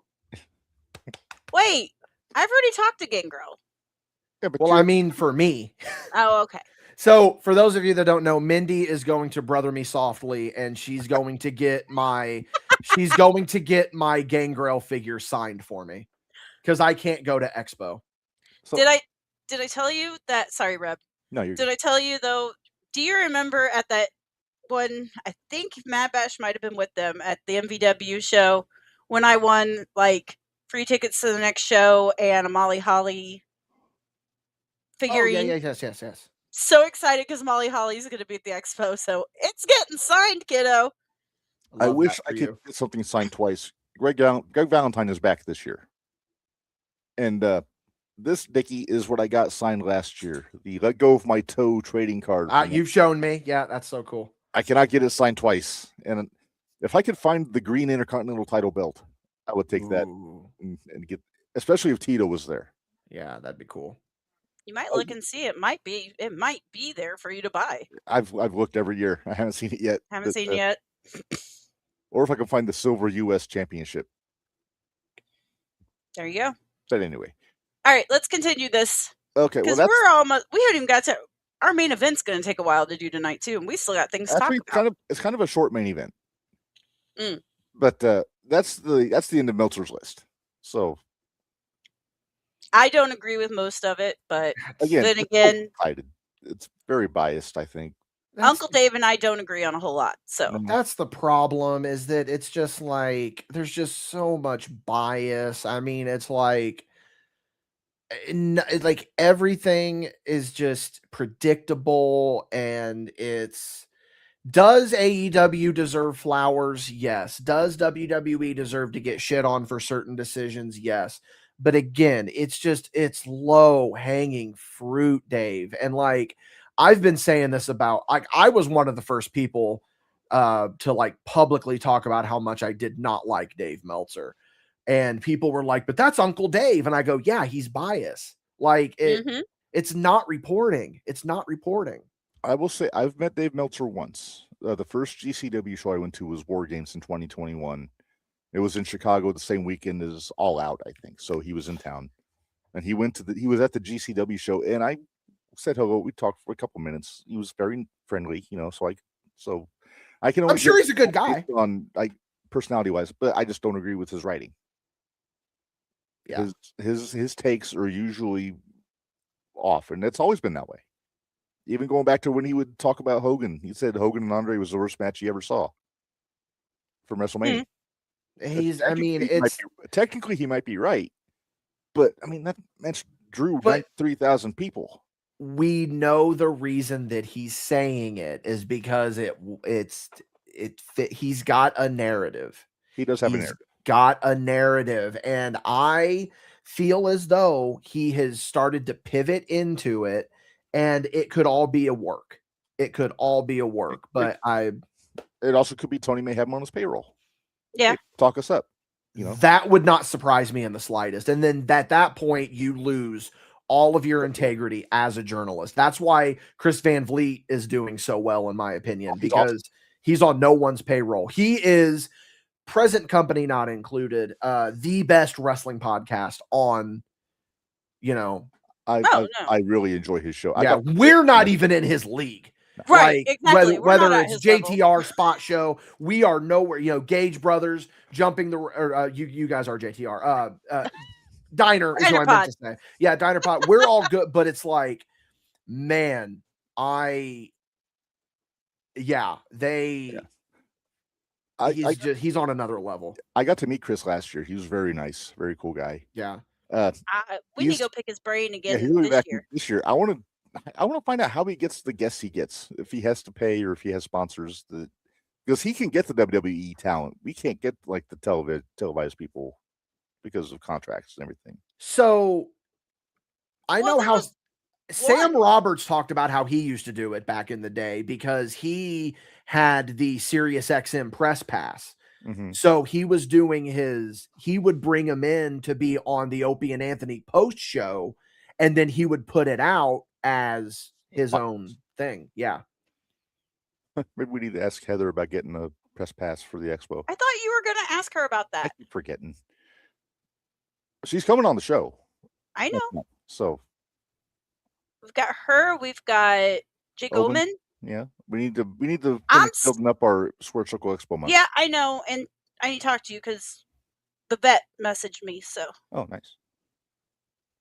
Madrox just pointed it out. Yeah, so Chris Van Vliet does not pay. He has openly admitted that he will not pay guests. So he's just getting these guys on credibility. Yeah, I forgot about that. Madrox is right because he and I both really watch Chris Van Vliet. Like, and then the other thing too, so this is a quick little tangent here, but it's like the people that he gets are so unexpected. That Headbanger Mosh interview was awesome. Yeah, it was awesome. I loved it. Why are you laughing? Because headbangers. She's Headbangers. she. I have her to memory. I have a Squared Circle Expo memory with the Headbangers. They accused her of stealing money. Yeah, they accused me of stealing money. But I don't know, between them and Kennedy last year, that was so fun. Kennedy. So fun. JCW champion. Yeah. Ken Anderson. Yep. All right. All right. Well, Dickie, we're gonna let you go. You've been yeah. I've been in front of a mic a lot. In a segment, we got you for about an hour and a half. But that's I mean, I know, but like, it is what it is, guys. This is what I do. Like, I'm my happiest talking into a microphone. And if I think about it, this might be the last time that I have this setup on camera. Yeah, I'm getting ready to get a new setup for the studio. So I'm really looking forward to it. I told my wife, said, "Is it just you and Minderz? Do you have a guest going on?" I was like, "Well, Dickie's going to come on for a little bit and talk." And she's like, "When you have Dickie on, it's never a little bit." Because we just get rolling, and I don't take that as an insult because it's like, bad way either. Come on, Shank. Come on, man. Mad Bash Wrestling Hall of Famer Shank Barzini, by the way. Yes, Shank Barzini. No, it's just you guys know how to get the right topics, and then I just get going. Yeah. And it's just like, I don't know, man. Man's always a good start. I'm a man that loves to spin a yarn. It's true. Man. Oh, yeah. By the way, this painting right here was painted by Shank Barzini. So shout out to him. If you're ever at a show and Shank Barzini is selling artwork, you got to get it. He is an incredible artist. That's cool. Have you seen my itchy one? No, I haven't. Oh, I see it. Yeah. It's right there. Yeah, I see it. I finally got some itchy artwork. Hell yeah. Now, if I get to a show that Shank's at, I plan on getting some Shank artwork. And I'm going to tell you, he's amazing. I love this piece. I love this piece that I got from him. It's told him, I said, Shank, I gotta have some Shank artwork for the studio. So he hooked me up. Okay, I'm actually gonna leave now. So all right. As always, it's always a pleasure to be on here with you guys. Real quick, plug your show. Plug your show. That? Oh, yes, I forgot the plug skis. So Spot Show Podcast. You can catch us on YouTube, all the other podcasting platforms. The big one, patreon.com/Mad Bash Studios. That's where you can support us. I've got 2 loyal Patreon backers here, and they will vouch that we do pretty good content there on the Patreon. We hosted one of your shows once. Yes. One of your shows once. And Reb, there was something about, speaking of being a guest, that we were talking about not too long ago. That's coming up. So get ready. All right. So get ready. Posted. That's coming up very soon. What was I getting ready to say? That's I don't know, but Shank says he's so green. I try, but no. I'm also there was a date that slipped out of my mouth earlier, so everyone check out the VOD and keep your eyes open. All right. Well, Dickie, definitely do that. I'm sorry. Apparently, your invite did get lost in the mail for Friday for the Sandman Mikey episode, but enjoy it with our compliments. And when we do the actual Sandman Extreme F and Salute, you will be back. I feel like anytime you do an Extreme F and Salute, I think I've been on every single one. So you know what I mean? Pretty much. And that's just because you know more about it than I do. Yeah. So it helps. It helps a lot.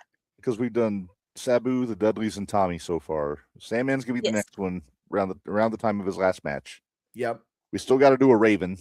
Yeah, that one I will bow out and I will give the reins to Madrox. I think you should have. I think you should have him on for that. We can bring Madrox on for that. We can do that, and then at some point we're probably just gonna spread out to outside of ECW for these too. You're gonna have to, some TNAs and some Japans and all that stuff. Unless they get it all figured out and we get our hardcore TV ECW back. hardcore TV back. Yeah, they got to get. I'm not watching it on Daily Motion. She got 12 ads during one of our recordings on a shame. Yeah, you can't have ads when you're synced up. But it was bad. Yeah. Well, again, guys, thank you so much for having me. You know, I'm just a Facebook message away anytime you need me. Heck yeah. So okay. Right. Have a good rest of the show. All right. See ya. Yep. Dickie's always a good time. He is. Well, Minderz, we got a couple other things to get into. we have to talk about TNA No Surrender. It happened on Friday, the 13th. Yeah. And, we only had 4 matches though. they had 4 announced. There were more than that on the show. Yeah, but there was only 4 that. Right. I was kind of surprised by a couple, but. So we're just going to run down the results first off. Did you get to watch the entire show, Minderz? I did. Okay. I did make it through the entire show, so I have sugars. Well, okay. I have pretties. I'll let you know which ones I want you to go first, because I know we usually are right around the same thing. Because there's some of them that I did watch it on too fast and basically just saw the end. And can I laugh at you? Sure. Did you mean to misspell surrender? I noticed that too. I need to change that. Sureender. Sureender. Sureender. There aren't 2 E's in surrender.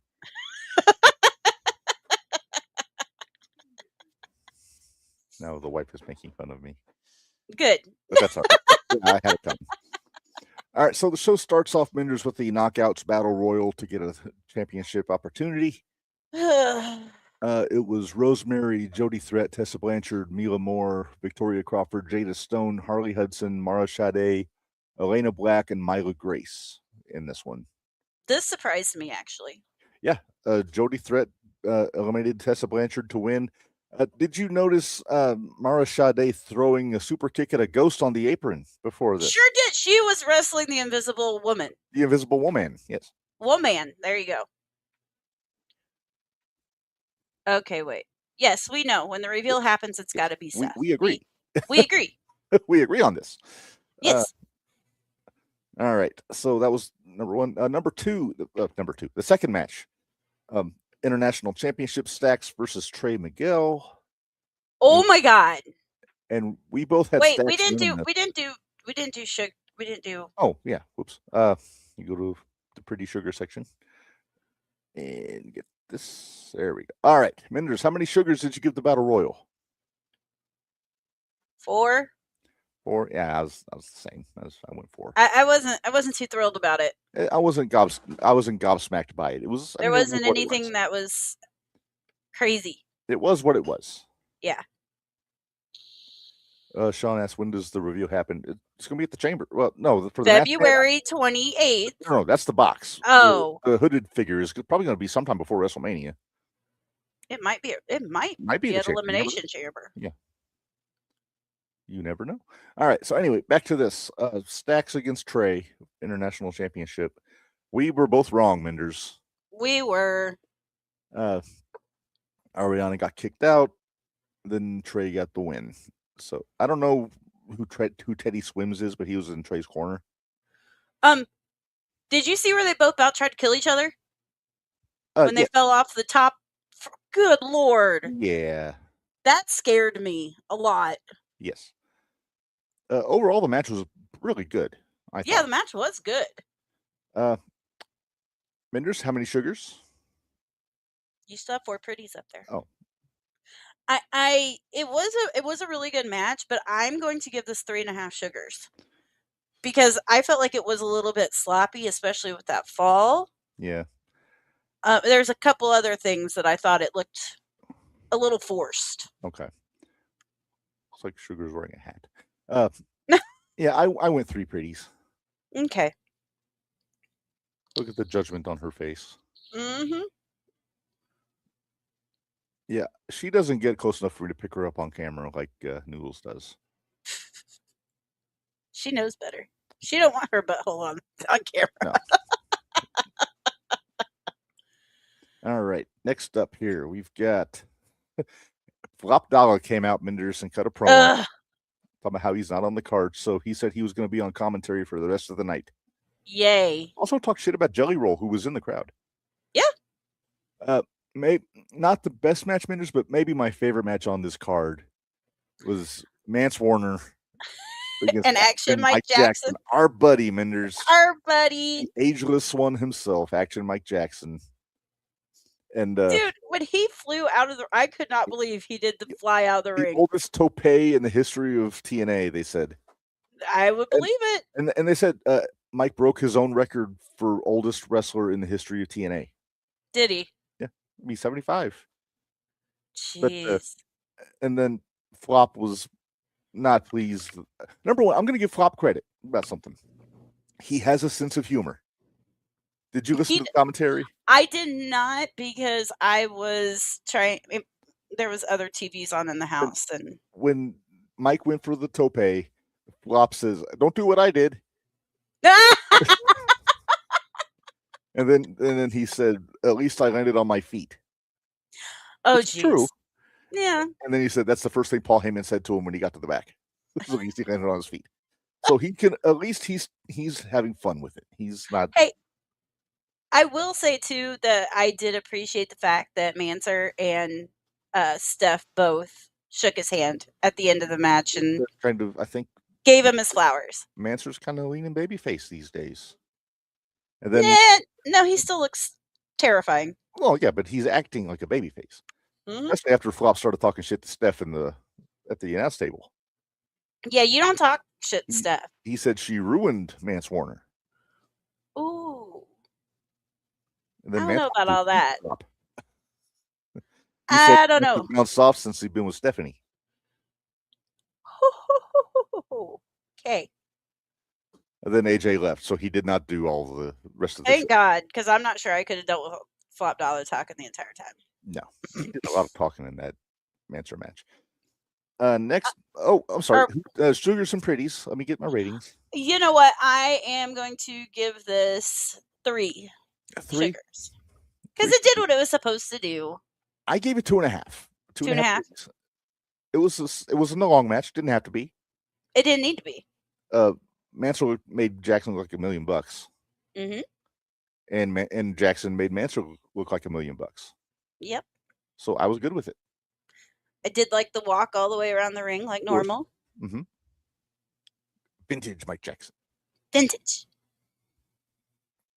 All right.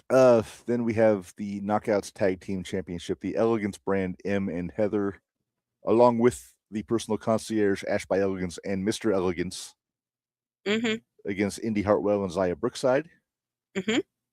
Heather pinned Indy. Blah, blah, blah, blah, blah, blah, blah. Indy what happened at the end of that? Well, afterwards, the Elegance brand is beating down both the challengers, and Mickie James came back out, Minderz. Dude, how did she do all that stuff she did with those shoes on? With those shoes on, that was what I wondered too. I saw her. I said, "Oh, she ain't gonna do much. She's got those stilettos on," and then I was like, "Holy crap!" I'm wondering if there were any divots in the canvas from those stilettos. Oh, I'm sure there probably was, but yeah, like making biscuits. Yeah. So that match was not one that they had announced, so we didn't make picks on that one. But I will give it 3.5 because I popped more for the aftermath than I did for the match. Yeah, I went 4. It was 4. Right. Oh, there was a lot of fuckery outside with all those people at ringside. Mm-hmm. Next up, we've got BDE versus Eric Young. I didn't really pay much attention to this. I didn't either. Eric won, hit the pile driver. Yeah, I saw the end. That was all I cared about. It was really long, though. It seemed really long. It did, yeah. I gave this some 3.5. Okay, then I'll go 4. Yeah, we're getting into where I was watching it on double time now. Yeah. So there are probably things I missed. Yeah. Knockouts championship match. Li Ying Lee against Ariana Grace. We split this one. We did, and you were right. Mm-hmm. Did you notice on Thursday where Ariana stole the Cobra from Santino? Mm-hmm. Then she used it. Mm-hmm. Mm-hmm.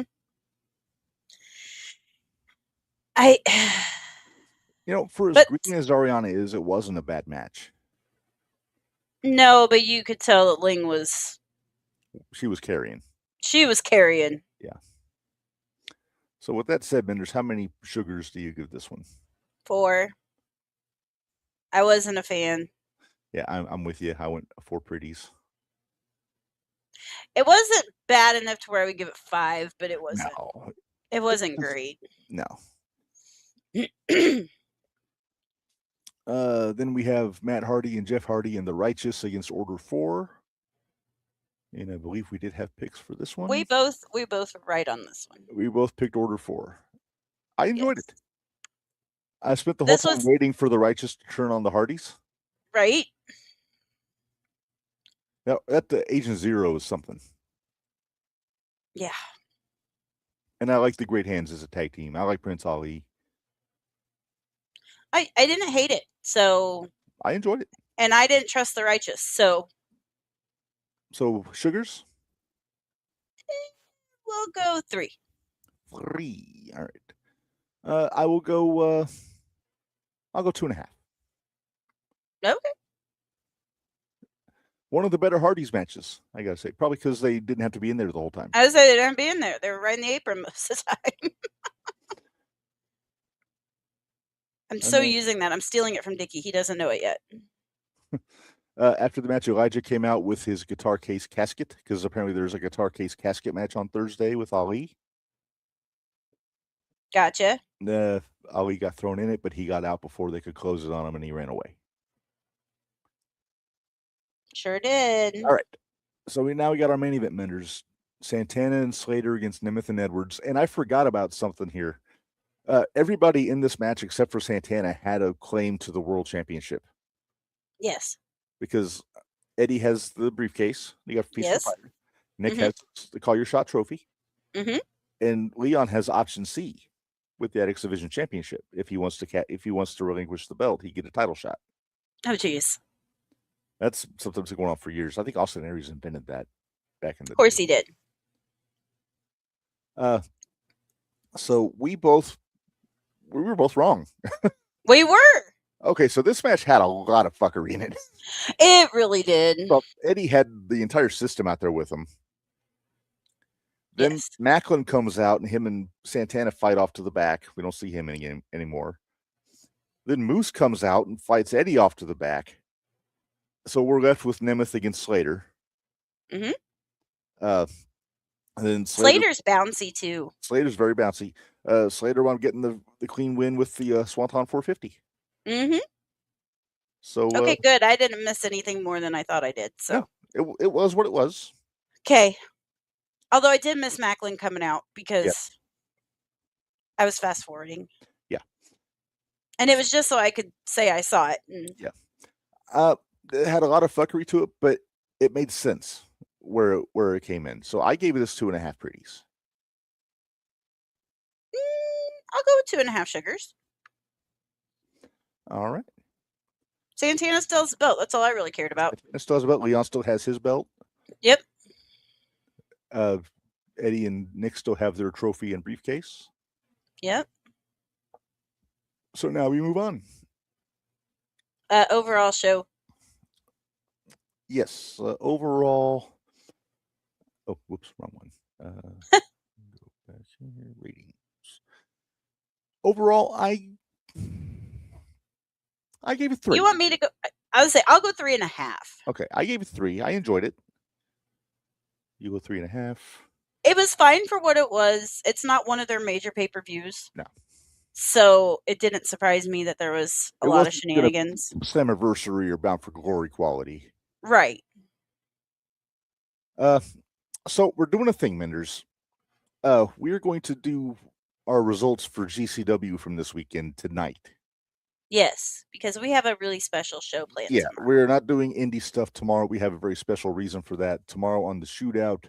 Were we going to at least cover the indie stuff that we saw tomorrow? No, I think we'll hold off on that until next week. Okay. I want to keep this dedicated solely to what we're doing. Okay. But we are going. It's been 5 years since the passing of the legendary Mississippi Madman Don Jackson Minderz. So we are going to gather with a few of his friends, colleagues, workers, everything, and we're going to do a kind of a tribute episode to the Madman tomorrow. And I'm not going to say who we got coming. It's going to be surprises. Sounds good to me. but I think it's going to be fun. In fact, I think they're mostly surprises to me too, because I'm not sure who else is going to be on there. Right. I'm still waiting on a couple things to come back to me, but I bet one of them won't make it to you. I'll try, but yeah, I have to send a message to somebody and remind him because he was all about doing it, and I'll make sure he remembers. So yeah. But since we're doing that, we're going to run down the results from the 2 GCW shows from this weekend tonight. And let's see. So we're going to start with on Saturday, the Coldest Winter 4 from the UCC in Los Angeles. And it started off with a 3-way. Viperous defeated Brittany Brooks and Shotzi Blackheart. Brittany cracked me up. She got so butthurt over not getting the Valentine candy. She got so butthurt. Well, she's had a rough couple weeks. She has. She's not exactly Miss Popular at Dreamwave. No. She's on their patooey list. Yeah. Jelly Nutella beat Chris Masters. Maybe best match of the weekend. KJ Orso beat El Fantasmo. So we got to watch that one together. Yes, we did, because we had a lot of time between when we got set up and when first bell for AVW. Yeah, we've learned how to set up faster. Yeah, it helps. The laptop helps. Yes, it does. That match was so good. It was very good, except for the Stank Claw. The Stank Claw. If you know, you know. Yeah, if you know, you know. Mm-hmm. Go watch it. If you know, you know. Yes. One called Minderz beat Hammerstone. That's your hot fight, Minderz. Oh, was that ever hot? You watching me watch that, I think might have been as entertaining as watching the match itself. Before I was watching it again. Yeah. And you got to watch my reactions as it went, because I hadn't had a chance to watch it yet. Yes. Bustin' the Brain teamed up with Miggy Rose, and this was supposed to be Starboy Charlie, but he wasn't there. So Miggy darn. They beat Gringo Loco, Ray Horus, and Vengador. That was a good match. It was a good match. I enjoyed it. Alex and his hip swivel. The hip swivel. He and Gringo had a sexy party in the middle of the ring. Although, holy crap, how many flowers and things did Gringo get? Quite a bit. Because he got quite a few from the fans. Yeah. World title match. Atticus Cogar beat Alley Catch. We talked about this a little bit. Effie threw the towel in. Jackass. No, so Reb, Alley was not happy, by the way. I know Reb knew exactly where I was at because I sent him a message as I'm watching this, and all I said was, what'd I say? Damn it, Effie, or something like that. And he's like, he's so helpful. I was like, shut up. Speaking of Mad Rox's favorite tag team, the Brothers of Construction beat CPA and Rob Shit. Yeah, I'm not sure if that's... The team of Spread Shit was the name of their tag team. Yeah, Spread Shit. What do you think of CPA, Minderz? That's a guy that can wrestle the Invisible Man. Yeah, that's a guy. He did wrestle the Invisible Man. Clusterfuck. Clusterfuck. Yeah, I mean, I do like the spot where he takes off his shirt to reveal another shirt underneath. And tie. Anti. Don't forget anti. No, the tie had to get reapplied. Oh, yeah. It wasn't underneath the shirt. Yeah. Rob Shit was being kind of a dick in this match to CPA. When is he not a dick? That's true. He's a shitty guy. He is a shitty guy. Yeah. But yeah, the brothers won. No big surprise there. But I assumed that would happen. Yeah. Okay. Cruel beat Matt Tremont in 1 minute and 6 seconds. Yeah. What the fuck? I don't know. It's not a knock on Cruel, but come on, it's Tremont. It's Tremont.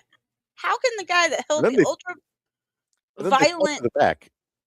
Well, I was all confused because I was like, what did I miss? I know, right? I turned around for a second and then I come back and they're fighting in the back and they're going to the graphics.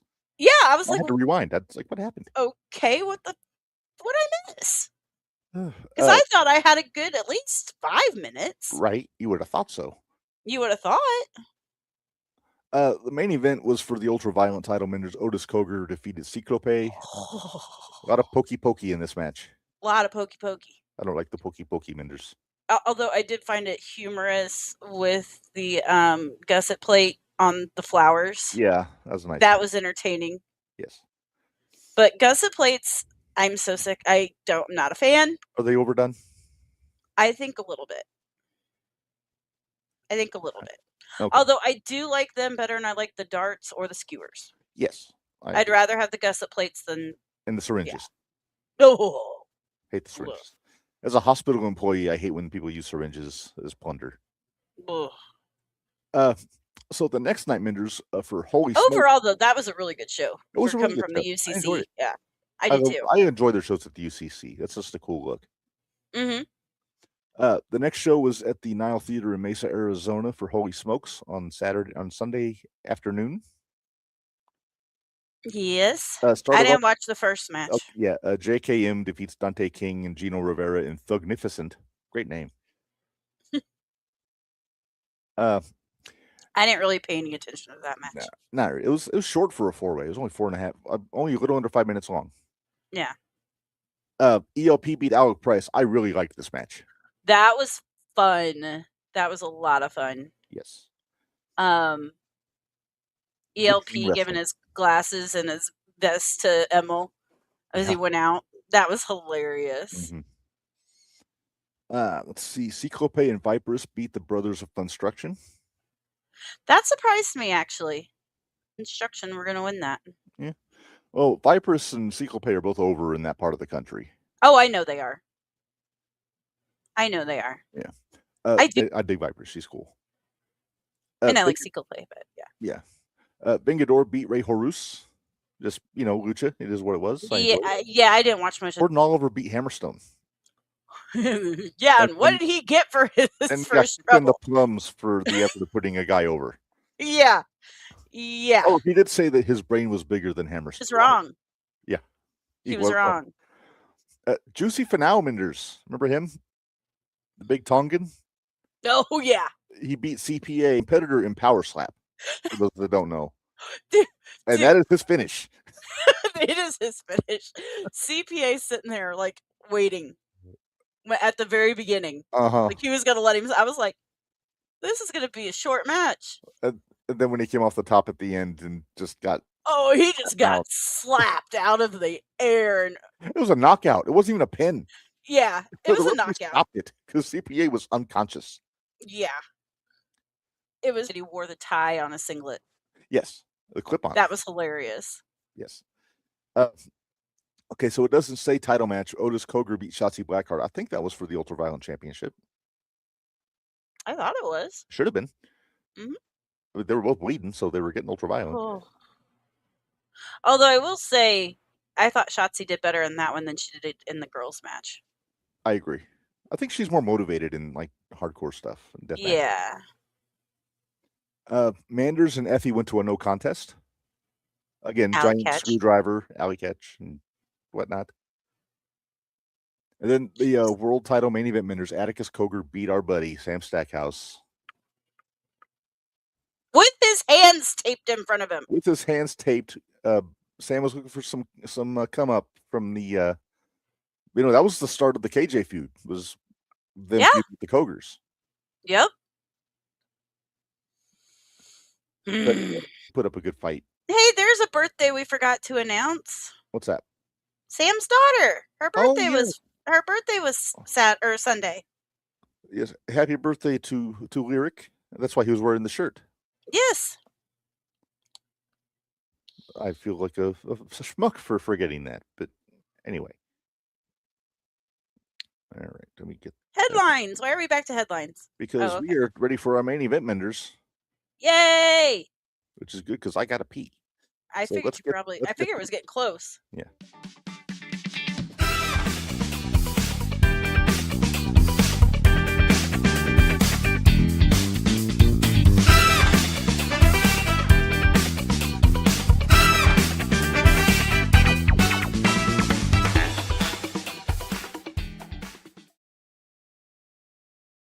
All right, it is time for the PWI flashback, Minders. And we went way back in the Wayback Machine for this one. Because we are going to February of 1981. So far back, they don't even have a consideration period. Like it's not February from like October of 1980. It's just February. I was going to say that was going to be my next question because I'm trying to decide if I was alive yet or not. Well, when the issue was put out, you were. Yeah, when it was put out, I was. I was not. I was in the oven. I wasn't out yet. And there's only 6 categories. There is not a top 10 on this, Minderz. What? So we don't even have a top 10 on this one. We only have six categories. And it starts off with the tag teams. Do we need breaking news? Yeah. Hang on, give me a second.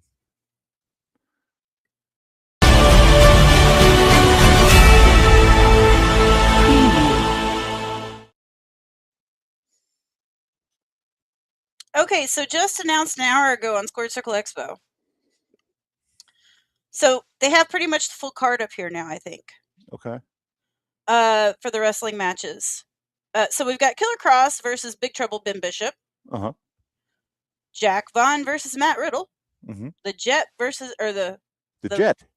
The Jet. The Vet versus the Bro. The Pro versus the Bro. Yeah. We've got Eddie Kingston and Ortiz versus Crew and Dalton McKenzie. Mm-hmm. Freya the Slayer versus Jazzy Yang versus Aria Alexander versus Shotzi Blackheart. Here's some. Oh wait, that's a new one. Let me announce the ones that aren't new ones yet. We've got Newest Rockers, Ill Begotten, Sent to Slaughter, and Aaron Stevens and that guy I don't like. Break. Yeah, that guy. Your buddy. You think he's dreamy? I do not think he's dreamy. We got the Hex Bangers versus Allie, Shauna Reed, Alex Gunn, and Hooks. Oh boy. Okay. Enzo and Spider Nate Webb versus Lightning Tim Lutz and Sergeant Ledbetter. Heath versus Big Time Savon. Okay. Uh-oh. I know that face. Okay, I'm going to go back because that's the main event. Okay. So I'm going to go back to the other one that shocked me. Where's it at? There it is. Squared Circle Expo, we're going to have Brian Myers. Okay. Oh, this is for... Hold on, it's for one of the belts. This is for the Prime Championship. Okay. Brian Myers is our champ. Versus Crazy Steve. Interesting. Versus Prima Donnie. Okay. Versus Tana Michinoku. Taka. So we got him. So we got Taka in a 4-way. I'll take it. Yep, we got Taka in a 4-way. And Reb. Main event? They have announced the main event. Okay, so we know Jake Ullman. Correct. He's defending the SCX championship. He is. Against whom is he defending, Minderz? Where's our drum roll? Oh, hang on. Oh, we're in the wrong thing. Hang on. Give me a second. Yeah, you got to switch out of it. I was going to do it, but...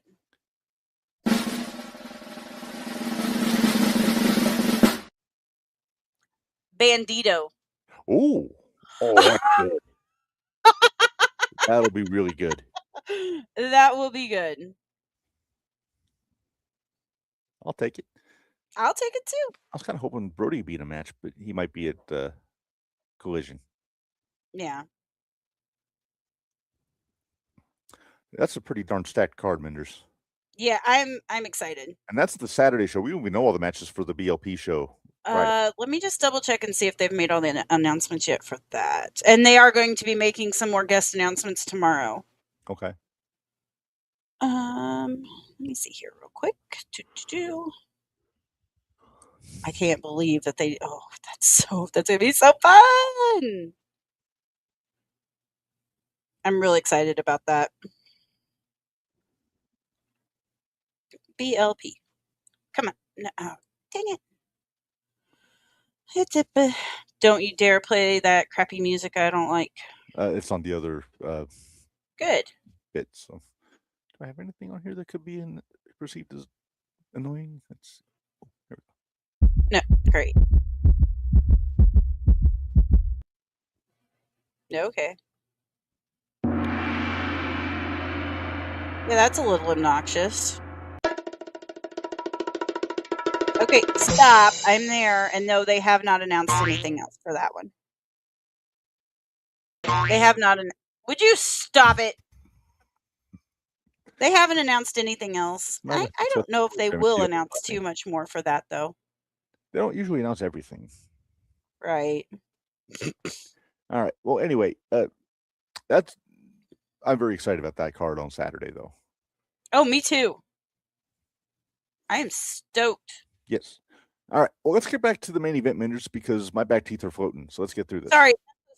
You're going to call me Sergeant Bedwetter if I'm not careful. Okay, let's go. All right. So it starts off with the tag teams. There's no top 10 singles list on this one. Okay. So, number 1, we got Jimmy Snuka and Ray Stevens. And, of course, autocorrect says Jimmy Stuka. Thank you. Autocorrect, you suck. Number 2, the Wild Samoans, Authentica. Nice. Number 3, the East-West connection of Adrian Adonis and Jesse the Body Ventura. Number 4, the Fabulous Freebirds, Hayes Garvin, Hayes Robertson Brody. Damn, my brain is awful today. You're floating.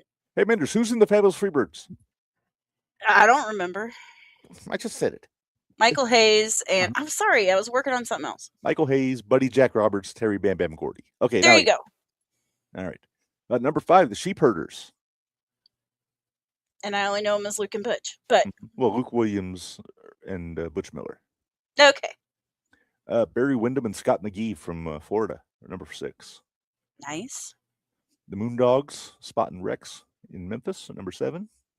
Mm-hmm. Killer Tim Brooks and Stan Stasiak are number 8. Oh, Stasiak. Sean Stasiak's dad, for those that don't know. Sorry, didn't mean cough in your ear. It's okay.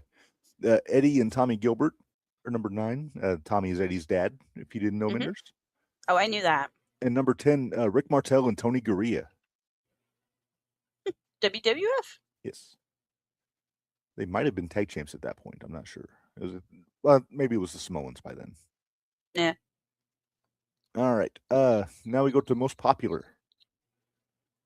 No big shock here. Andre the Giant's number 1. Yep. Followed by Bruno. Okay. And Dusty Rhodes. Okay. Mil Mascaras, number 4. Oh, yeah. Bob Backlund's 5. He's the champ at this point, Minderz, and he's number 5, most popular. That's crazy. Oh, wait. Oh, yeah, I remember this. Never mind. Okay. Ricky Steamboat's number 6. Pedro Morales. Pedro Morales, number 7. Wahoo's number 8. Wahoo! Yeah, Wahoo McDaniel. Dino Bravo's number 9 as popular. I never remember. I'm not used to thinking of Dino Bravo as a babyface. Me either. And this is in AWA when I'm guessing he had dark hair. Probably. And then number 10, David Von Erich. And he was. This might have been early on in his run. I would say that looks like it's early because, yeah, that seems right. Still wrestling at this point. Yeah. All right. So they did most popular, which means they're going to do most hated, Minderz. Okay. I'm interested to see. Oh, of course. Tommy Luke is number 1. Then we got Larry Zbyszko, number 2. Ken Patera, number 3. Greg the Hammer Valentine, number 4. This is when he was around the time he was teaming with Flair in the NWA. The Masked Superstar, Bill Eadie, number 5. Killer Khan, number 6, the big Mongolian. Bobby Jaggers, he was one of the Kansas Jayhawks, Minderz, in the mid-'80s with Dutch Mantel. Okay. He teamed up with Dutch Mansweater. I was going to say, with Dutch Mansweater. Eddie Mansfield from Florida is number 8. Michael Hayes, number 9. Stan Stasiak, number 10. Michael Hayes does not surprise me. No. Because they were hated in Texas. Stan Stasiak doesn't surprise me for that matter. Yeah. All right. Now, they only gave us 3 territories. Okay. And it's the big 3. So we'll start off with the WWF. Okay. All right. Number 1, and they don't have it championed in 10. It's just starting with number 1's the champ. So Okay. Bob Backlund number 1, Killer Khan number 2, Sergeant Slaughter 3, Hulk Hogan 4. This is heel Hogan. This is the Incredible Hulk Hogan with Freddie Blassie. Patera 5, Pedro Morales number 6, Larry Zbyszko 7, the Blonde Bomber Pat Patterson number 8, Pat Patterson, Stan Hansen. and Hansen number 9, and Tony Gurria number 10. Nice. All right. And now we will move on to the AWA. Vern Gagne number 1, followed by Nick Bockwinkel number 2, Crusher Blackwell number 3. Okay. Big dude. Big John Studd number 4. The aforementioned Dino Bravo number 5. Mad Dog. Mad Dog. Mad Dog Vachon number 6. Then you get Tommy Rich at 7. Adrian Adonis number 8. Tito Santana. You always forget he was in the AWA for a cup of coffee at number 9. And then Greg Gagne number 10 because, Daddy said so. Right. Daddy said so. Uh-huh. All right. And then the last one we got, Minderz, is for the NWA. And Harley Race number 1, Handsome Harley. Mm-hmm. Greatest wrestler on God's green earth, he would say. Of course. Of course. Then you got Greg Valentine, who was, I believe, the Mid-Atlantic champion at this point. Mm-hmm. Dusty Rhodes number 3, Steamboat 4, Tony Atlas 5. I still can't unsee him and Shaza at the Expo last year. Ew. Dirty Dick Slater number 6, one of my favorites. Mm-hmm. Then the Masked Grappler, Glenn Denton, Minderz, our buddy, the Grappler. Yes. Number 7. Ken Patera got in the NWA list too. He's at number 8. Then the Funker, Terry Funk, number 9. And a very young Magnum TA. I would say he would have had to have been real He young. was a pup in 1981. And I believe that's through his time at Mid-South. Very nice. I see. Well, we didn't get a chance to talk Raw. We didn't get a chance to talk SmackDown, but I know we talked about the crate. We talked about all that stuff. Javon. We talked about Javon.